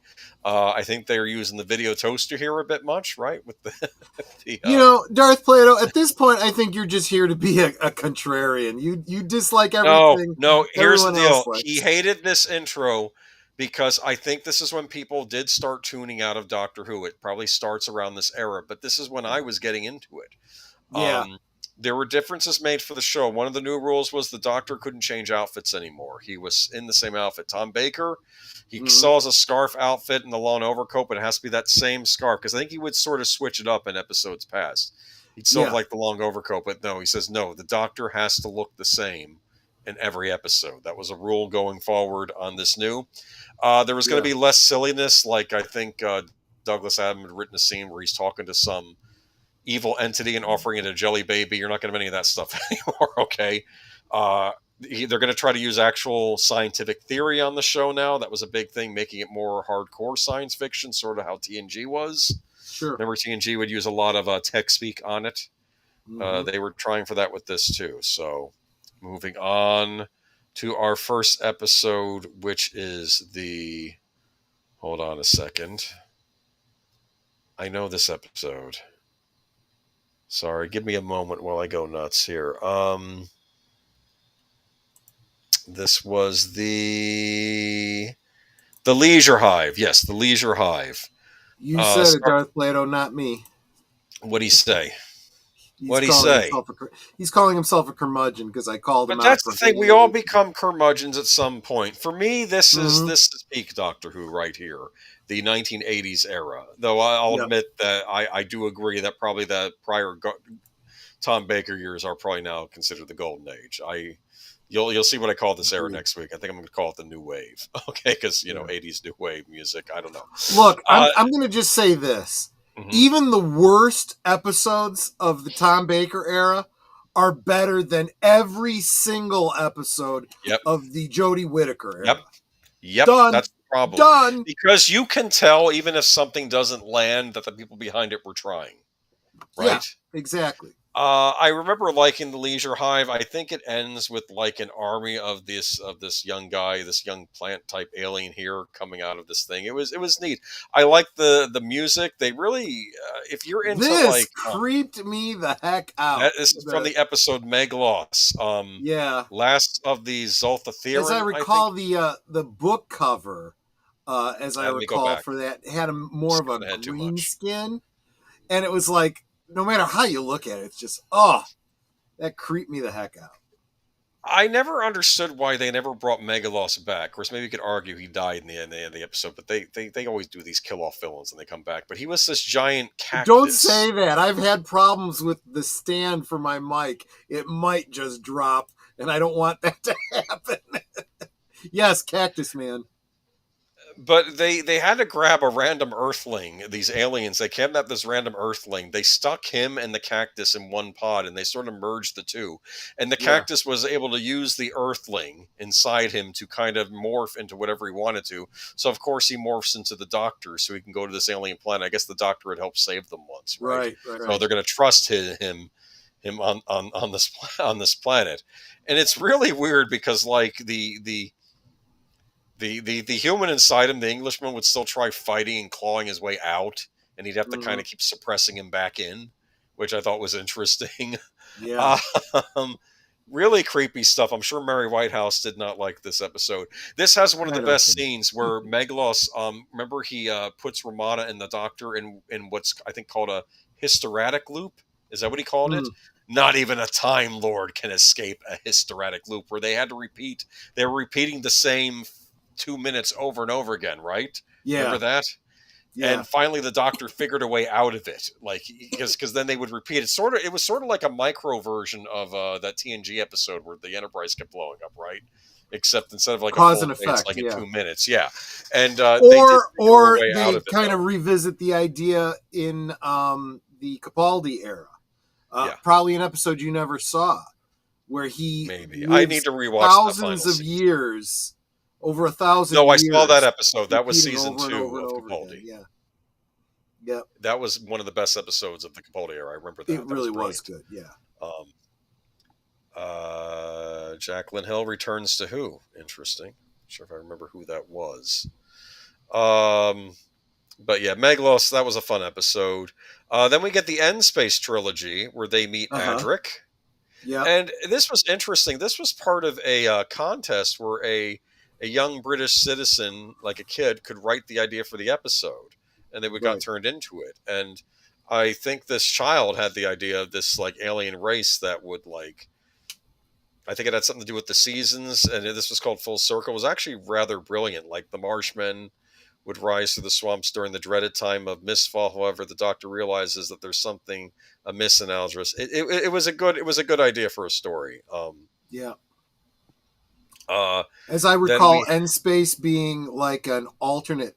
It's another universe, and it's actually a universe that's much smaller than our universe. So it didn't have like the expanding galaxies we had. It's like a whole another Yeah. universe, but it's like a pocket universe, and there are planets and civilizations in it. This is where they meet Adric. I think his brother gets killed in that episode too. This is an episode called State of Decay. What do we have here? Is this the first time they introduced vampires into Doctor Who? Vampires, and then you realize that vampires existed on Gallifrey, and that I think Rassilon said it was the sworn duty of every Time Lord to fight and kill vampires. So apparently vampires don't just show up on Earth, they show up on other planets in the universe too. Isn't that interesting? Yep. So I thought that was interesting. So then we go into, I guess, our fond farewell to Romana, who decides to stay behind in End Space. Yep. Though I think she does eventually make it back to Gallifrey, but that's like in other texts. Well, that was I was going to say, in the books, she not only ends up returning to our universe, but becoming the president of the Time Lords. Interesting. Yes. At least for a period. That makes sense. But yeah, so no more Romana, and we're having some big changes going on here. That's a Burger King crown. Well, it's BBC budgets, Darth. Okay. Right. Now we move on. We're getting into the final stretch. The Keeper of Traken. You remember this one? I do. Mm-hmm. This was very creepy. They end up on this alien planet with sort of like, I want to say medieval quasi-Renaissance era, but like they're sort of civilized, like a human-like race. And there's this horrible statue in the lobby with glowing eyes, and then of course you find out later on that there's someone inside the statue piloting it. Wow! And it's trying to become the Keeper of Traken so it could take over the source and get power and blah blah. And then you notice when it shows up, like in the final episode, like you almost hear like a quasi TARDIS sound, and then you realize this is the Master. That's a TARDIS. That's not a statue. It's a TARDIS that he's moving around. Yep. And it's one of the Master's dastardly deeds. He was trying to. He wants ultimate power. I think he wants to steal Tom Baker's body so he can rejuvenate himself. That was another thing he wanted to do, or like steal some of his further regenerations. Yeah. The Doctor and Adric foil it. Everything's back to normal. Oh wait, that's Nissa's mother is under control. Very creepy stuff here because you're wondering who the villain is, and the villain I remember says, "You don't know who I am yet, do you, Doctor?" And of course, you realize later on it's the Master. He still has the decayed look on his face, right? Yeah. From there he is. See, look at that, huh? Yeah, this is same concept but much better executed. Do you know the actor who plays him was actually married to the actress that played Liz Shaw? They had 3 children together. The actor who plays this version of the Master. Cool. It's very interesting. The entire season was creepy. Yeah, this was a creepy season. Yep. Because you know why it's creepy? Because death is surrounding this season, isn't it? Yep. Okay. There's Nissa. She is the daughter of the head of the society and the keeper, the head of, I guess, the king or whatever of Traken. Yep. Her father is this nice old man here who helps the Doctor stop the Master, right? Yep. But this actor is Anthony Ainley, but we wouldn't see the last of Anthony Ainley on this show because he notices a clock tower. Like when the Doctor and Adric leave and all's well, they stop the Master. Anthony Ainley's character, the old man, he notices this grandfather clock, and he's like, "That's strange." And he touches it, and then he freezes, and then the Master comes out, and I guess sort of transmogrifies with his body and becomes our modern incarnation of the Master, Anthony Ainley. Yeah, will be the Master forthcoming from now in the series. So now he's no longer rotting away, right? Exactly. Was this convoluted? I didn't care. I thought it was cool and creepy. What do you? And not to mention the idea of you've already had a statue being his TARDIS. Now you have a grandfather clock being a TARDIS. Because he has a functioning chameleon circuit. Exactly. Yes. And now we have to go into the final episode, which I believe is Logopolis. Logopolis, yep. After her aunt is murdered by the master, an airline stewardess named Tegan Jovanka becomes an unwitting stowaway on board the TARDIS as it travels to the planet Legopolis. There, the Doctor discovers that the master's interference with the Logopolitians' advanced mathematics has unleashed a wave of entropy, which threatens to consume the entire universe. The two Time Lords enter into an uneasy alliance. Their only hope lies on Earth, but then, in the moment of greatest crisis, the Master plays his ultimate trump card. That's from the Wikipedia explanation for the episode. So, they managed to stop, I guess, the universe from collapsing, but the Master, I guess, has one final trick up his sleeve, right? There's Tegan, our first Australian companion, right? Yep. That was a big deal. She was from Australia. I believe she was a flight attendant, right? Flight attendant, yes. She's in that lovely purple uniform. Yes. I guess they still had flight attendants in 1980. So there are 3 companions. So look, we got a brand new crew, but we still have the old Doctor. Yep. Or do we? All throughout this episode, what do we see? We see this mysterious character. Is this the Traveler, I believe it was called? We didn't know what it was, right? He kept showing up, right? Yep. Like in the background, this ghostly figure. Who is he? Yep. Unfortunately, the Doctor, he tries going after the Master, but then is clinging for his life and eventually falls a great distance down, right? He falls from a radio tower, yes. Falls from a radio tower, and the Master leaves again. Anthony Ainley wasn't as iconic as Master as Tom Baker was as Doctor Who. Yes, he was. Anthony Ainley was a great Master. And now we're going to move on to what happens. I guess this stranger kind of comes over to the Doctor in his dying moments here, right? And there's I don't have a clip, I don't have pictures of this, but I remember there's a great thing. He covers him, and then you realize the Doctor is dying, and they show all the companions, and they're all saying, "Doctor, Doctor," and you see Sarah Jane Smith appear in his head, Leela. Yeah. It's like he's remembering everyone, everybody, and K9. Remembering everybody. I think he remembers some of his villains, like that Centauran that invaded Gallifrey. He shows up in his image. And then, he kind of the Doctor's equivalent of his life flashing before his eyes. Basically, yeah. Because in the way his life is in Doctor Who, it's whenever he meets some villain, it's like, I'm the Doctor. Look me up. Well, that does come. It starts happening a lot more in the Tennant era, Moffat era too. But I think the seeds of it were really laid with Sylvester McCoy. We'll talk about that. You're right. Next time. Future time. Yeah. Next time we do Doctor Who. Yeah. So here we go. He's getting.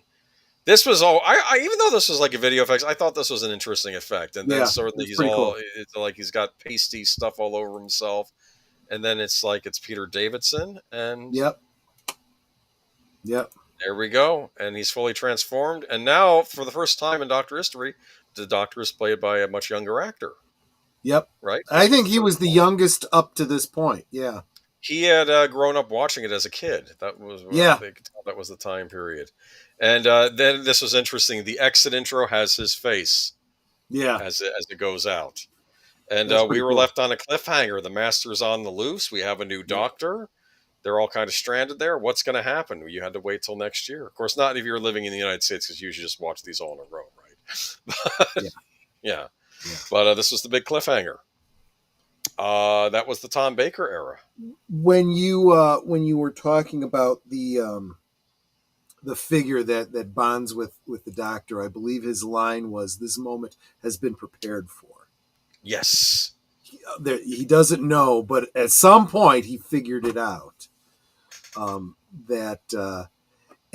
I know that there's something in lore that's explained what that was all about. Some future potential regeneration of the Doctor coming back in time to make sure he didn't die, that he did regenerate. So new era for Doctor Who, and sadly could be not quite yet, but the beginning of the end started in the 80s, I remember. But I remember at the time they started getting into some weird. They started doing some weird things with the Doctor in this from this point on. Well, after not necessarily during the Davidson era, but then when we get into Colin Baker, and then especially wearing celery on your lapel. Stuff. Yeah, they did. Yeah, there was a great explanation, and it's only in the last episode of the Peter Davidson era. Why does he have the celery on the lapel? If it's supposed to absorb some sort of radiation or something. He'll know if there's like a poisonous gas in the planet of a poison it, which is lethal to Time Lords. And then he says, "Then what do you do with the celery? It turns purple. And then what do you do with it? I eat it. At the very least, it's good for my teeth." It's like a canary in the coal mine. It's supposed to warn him. It didn't make any sense. And we find out in the very last episode of the Peter Davidson era, Perry asks him. Yeah. But you know what? This was my childhood. This was all this mysterious stuff coming over from across the pond. Yeah. And you didn't quite know England. You knew England from like Disney movies like Mary Poppins, but like, true. And then of course that was a more historic, not modern. Hold on to that. We'll come back to that when we get to Peter Davison. Yes. But I mean, this is a great era to revisit, though, and I look forward after I'm done with John Pertwee getting to this era, because it is kind of iconic Doctor Who. I think for the longest time people thought of Doctor Who, they thought of Tom Baker and that really long scarf of his. Did you have one of those scarves? Did I forget to mention? Did you say? Oh, you're wearing it now. Okay. You didn't even notice I'm wearing a brown fedora. I knew you were wearing a hat. I didn't want to put that far and find a point on it, but So we'll get into Peter Davidson's outfit next time. Next time we do a Doctor Who special. But I'm glad you came back to that one. I like that look on Layla when she's next to the Time Lords. It's funny. Yeah. It's just she's like she has no patience for any of this stuff. Yes. And yet she stays there and marries a Time Lord, I believe, right? Yes. Memory serves, yes. So there you go. Maybe I will wear a celery next time. But speaking of next time, are we continuing on with Peter Davison next week? Or if you want to, we can do Doctors 5 through 7, I thought. Yes. You want to do if you're game next week, if you don't have anything else planned, we can do Doctors 5 through 7. This is going to be, yes, let's face it, you put the presentations together and all the work has been kind of on your shoulders, but that's going to be all the more necessary for the next one because although I did like the Peter Davison era, I didn't keep up with it real well. I'm more familiar with it than you are, so I'll as I've mentioned before, when Colin Baker came along, I kind of stopped watching Doctor Who. I will be the Colin Baker defender. So it was only recently that No, that's fine. I will too, actually, because since then I have revisited Colin Baker and Sylvester McCoy. I've seen both Doctors all the way through once. So every single one of those I've only seen once, and I've forgotten more than I recall. So I'll say this. The interviews on those DVDs, they're very candid, and they basically explain, when they introduced Colin Baker, that was not well received. That set the whole wrong tone from the get-go, and they realize it now, but people were fighting about it back then that it was the right way to go, But let me get a good picture of the three of them together. There we go. Look at that. Yep. But rest in peace, Elizabeth Sladen, and Tom Baker's still with us, though. Yeah, he's doing good. Not a big finished audio production in him yet, maybe. He even kind of sort of reprised his role during the Matt Smith era as the custodian. No, the caretaker? Yes, the museum guy. Yeah, curator. The curator. That's right. That was the line that I sampled for my opening. Who knows? All of them were my doctors growing up, but Tom was my favorite. Yeah. I mean, he's many people's favorites. I'm not going to throw that against you. I have a soft spot for Davidson. We'll get to him next week, though. I think they had the formula down pat during the Tom Baker era. Yeah. And one thing I'm surprised that not a single picture that you put in here showed his sonic screwdriver. The sonic screwdriver really came into its own during this era. It was introduced in the second Doctor. The second Doctor had this little pen light that was the original sonic screwdriver. Pertwee has it too, because I've seen him use something in episodes. Tire gauge. No. The first one was a pen light, and it was literally used to drive a screw. It really was. But then, yes, Pertwee had it. He used it a number of times, and a very similar, and that one was a tire gauge. You're right.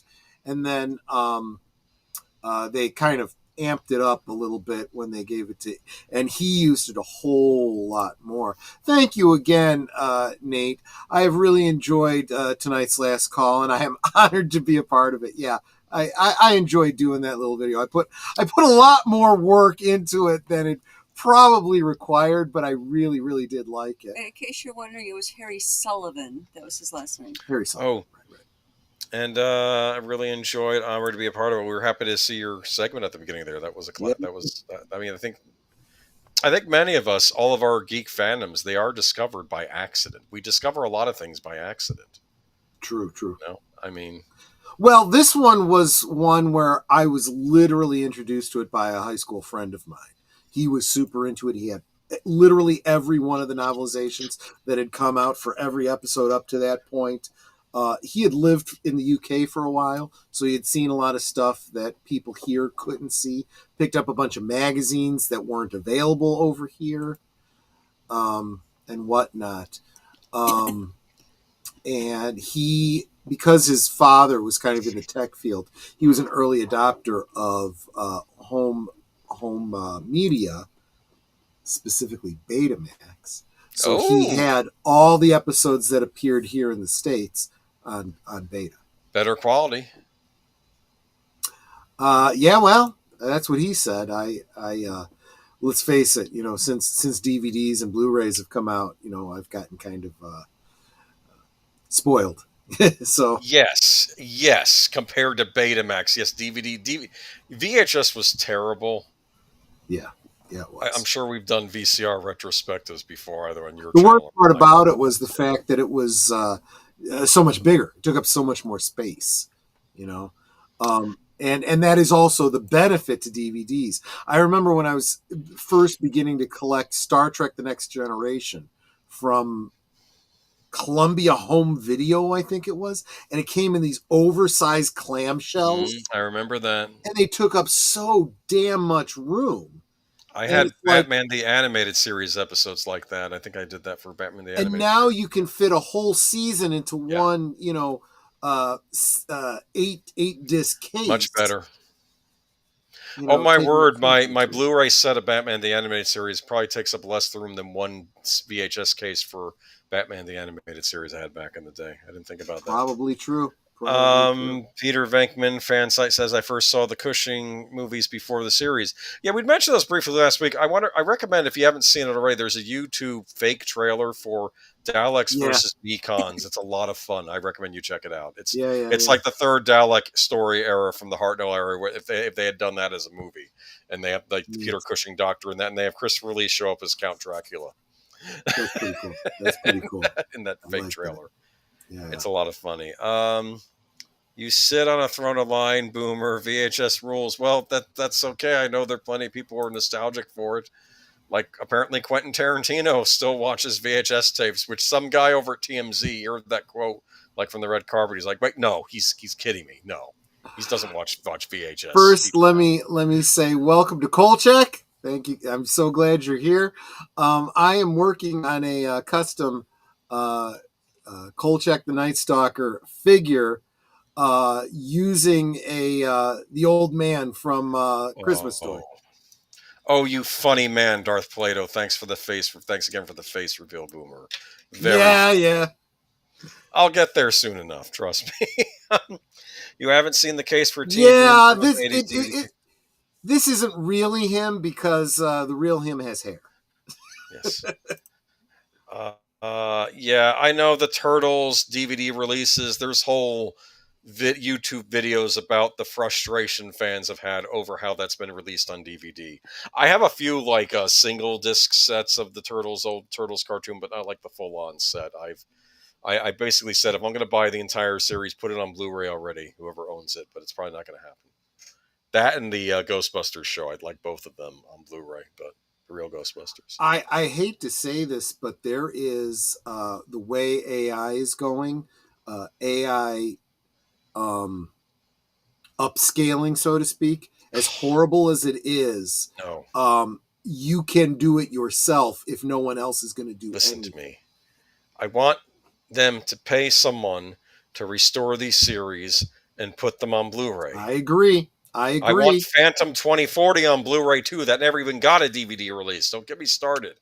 Did you know what Phantom 2040 was? An animated series. It was, the character designs were by Peter Chung, who did Eon Flux on MTV. He did the character design. Okay. It's about the character, the Phantom, the new generation in the year 2040, and it was like a cyberpunk era Phantom, like stuck in like a cyberpunk world, and it was really good, really well written. People who wrote for Star Trek: The Next Generation did the writing for it, even though it was a kids show, and it was really neat. And it only had one season, but that's okay because I think the main story wraps up anyway. But I never got to finish seeing it. It was on the syndication, played it off times. I want to watch it from beginning to end. Right. So just release it on Blu-ray already. Rant over. I want. I'm going to say this. 90s television series restorations or restore, it's been terrible. For some reason, people ignore television. There's so many 90s series I want to see get the HD treatment and get restored. I want Lex to get a Blu-ray treatment. Remember Lex? I do. Yeah, LEXX. Kind of like New Who without the Doctor. That's how I would describe it. So what you do? Phantom 2040 is on Tubi. I am there, Geek Flag. Thank you. All else fails, go to Tubi. I'm there. Thank you for telling me that. I will check it out. I always say, own physical media, and if they've never put it out, make your own physical media. And you can go to Winx YouTube Downloader. Download that app. You can use it to download movies off of Tubi and then write them to your own DVD. Yes. All right. So that's it for Doctor Who. Yep. Tom Baker. That was good. I super appreciate you putting in all the effort that you did on this. No, it's fine. I enjoyed it. And next week will be a little trickier, but I'll get it done. Plus I have more time. I don't have to work next weekend too, so that's good. So we're gonna continue this what we're calling classic Doctor Who next week. We're gonna wrap up the last three Doctors of the classic era. I'll have stories because it was actually this 80s era is when I really became a fan of Doctor Who. Yeah. Not so much even the 70s. I mean, I would gladly watch old episodes when I could, but it was really 80s episodes that got me into the show. Yeah. There you go. Okay. So but tomorrow night or later tonight, depending on which time zone you're in, over on Big Al Presents Films with Friends, we will be watching kind of another British literary classic, the Hobbit by Rankin and Bass. That's at 9 Central, 10 Eastern on Big Al Presents channel. Netter and myself will be over there.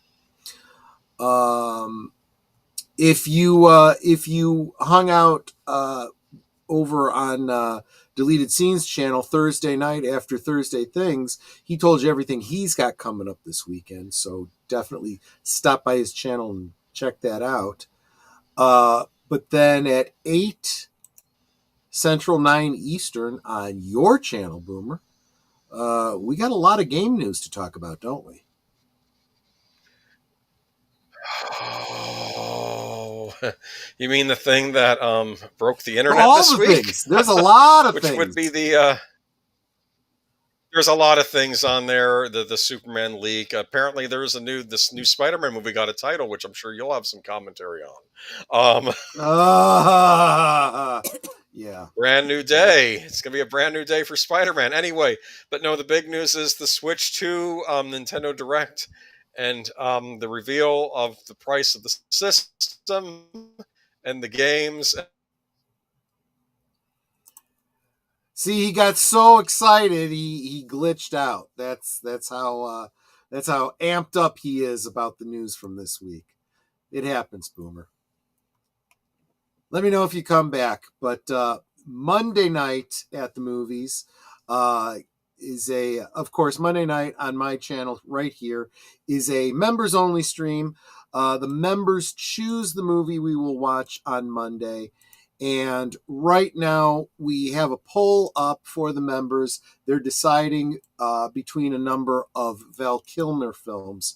Right now, last I saw, it may have updated, but we were at we had a tie between Tombstone and what was the other one? It wasn't Real Genius. It was Tombstone and I forget. Do you need me to go to your page? Yeah, well, no, because you're not a member. You wouldn't see it. Let me get there myself. But anyway, we're going to be watching a Val Kilmer film on Monday, members night at the movies. Tuesday, over on Deleted Scenes channel, we'll continue the love of British. Well, no, that's after. On Deleted Scenes channel, 7:30 Central, 8:30 Eastern.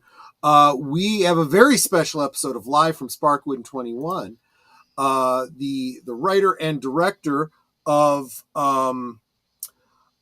Queen of Hearts, the 4-hour Twin Peaks fan film that we watched over the past 4 weeks, will be with us to talk about his experience creating the show and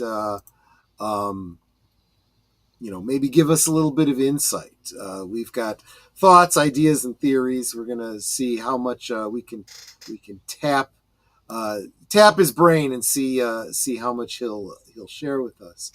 And then immediately after that will be the next episode of Blake 7, roughly around 9:30. Maybe I'll set it up for 10 o'clock because I do expect to go a little bit later on Live from Sparkwood 21 this week.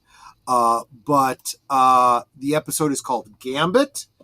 It is one of those A plot, B plot type storylines where Avon and the B plot is Avon and Villa go down to a casino world and are trying to make a lot of money cheating at chess using Aurak.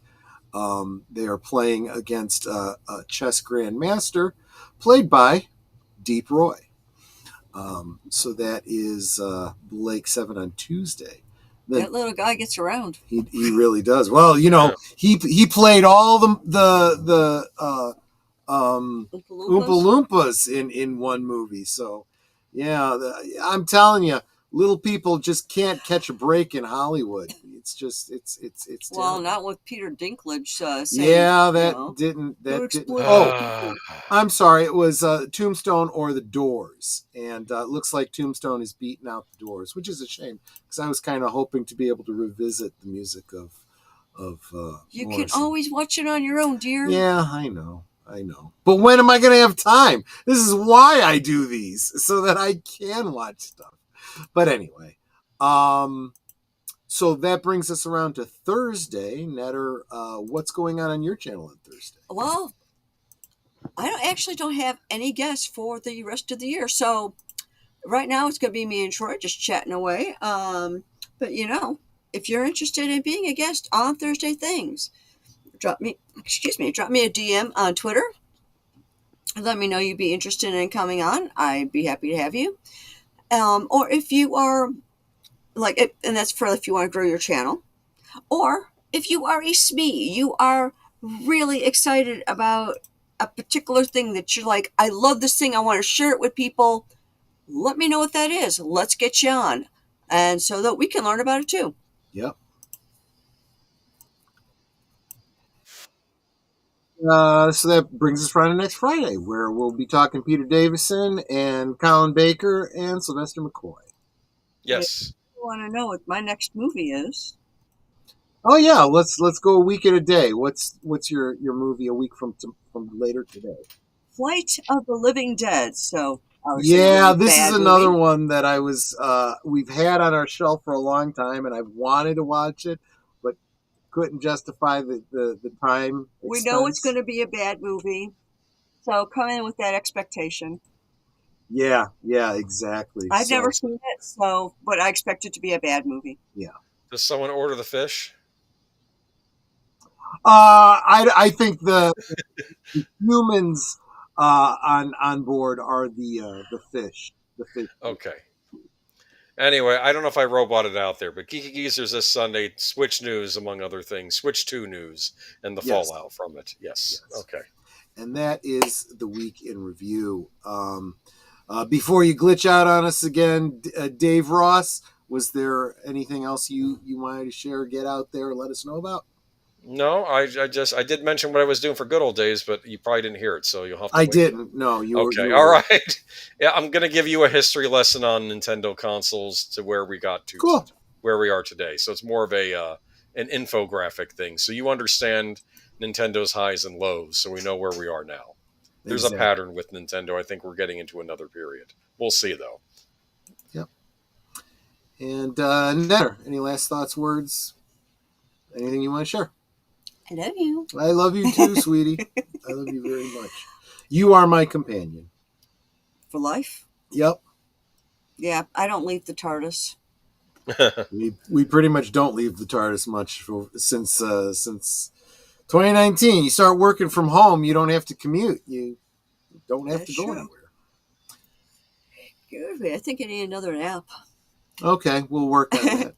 All right, guys. Well, that is the show for tonight. I really appreciate all of you hanging out with us tonight. It was a lot of fun. Nate, I super appreciate you sharing your story with us.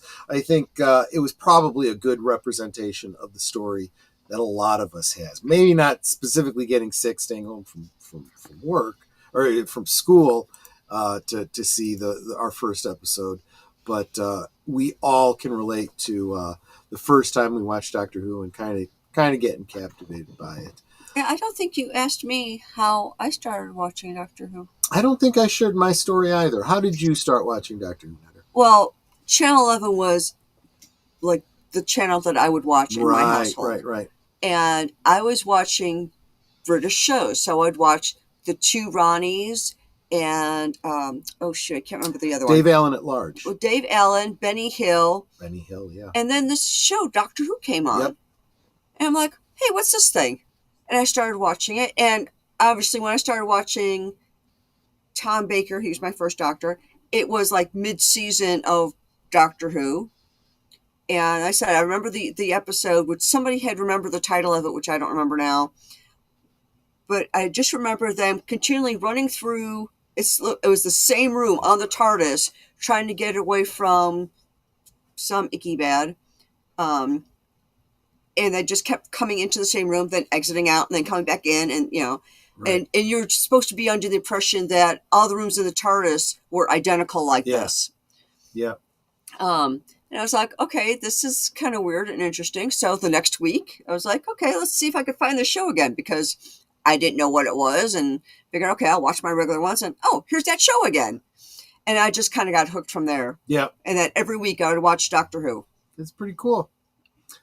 Okay, we've lost Boomer. He'll probably come back to say goodbye to us in the green room, but I'm going to go ahead and close down the stream. Thank you guys so much for hanging out with us. Thank you for all the gifted memberships. You guys are such great supporters. Those of you that were gifted memberships, I hope you enjoy what we do here and would want to stick around. We really would enjoy having you here. And yep. And until next time, take care, everyone, and hope to see you on the next one. Bye-bye. Good night, ladies. Good night, sir. Hit it, sweetheart.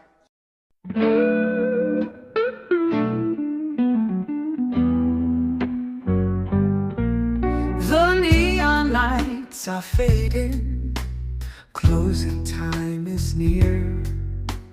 Whispers in the corners, secrets shared sincere. The bartender's polishing the final glass. Time slips away like moving through the grass. Last call for alcohol, make your dreams come true. One more round, friends, from me and you. Let's toast to the night, to the stories we've spun. Here's to the laughter and to what's begun. The shadows are dancing as we linger still. Every clink of a glass, a memory to distill. Beneath this smoky haze, our feelings they unfurl. A tapestry of whispers in this corner of the world.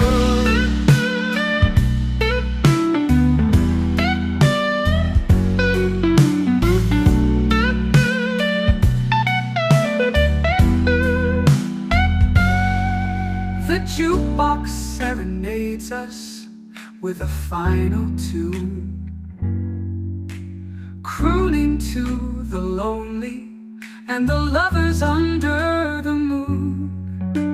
With every soft note, the end draws ever near. But in this fleeting moment, there's nothing to fear. Last call for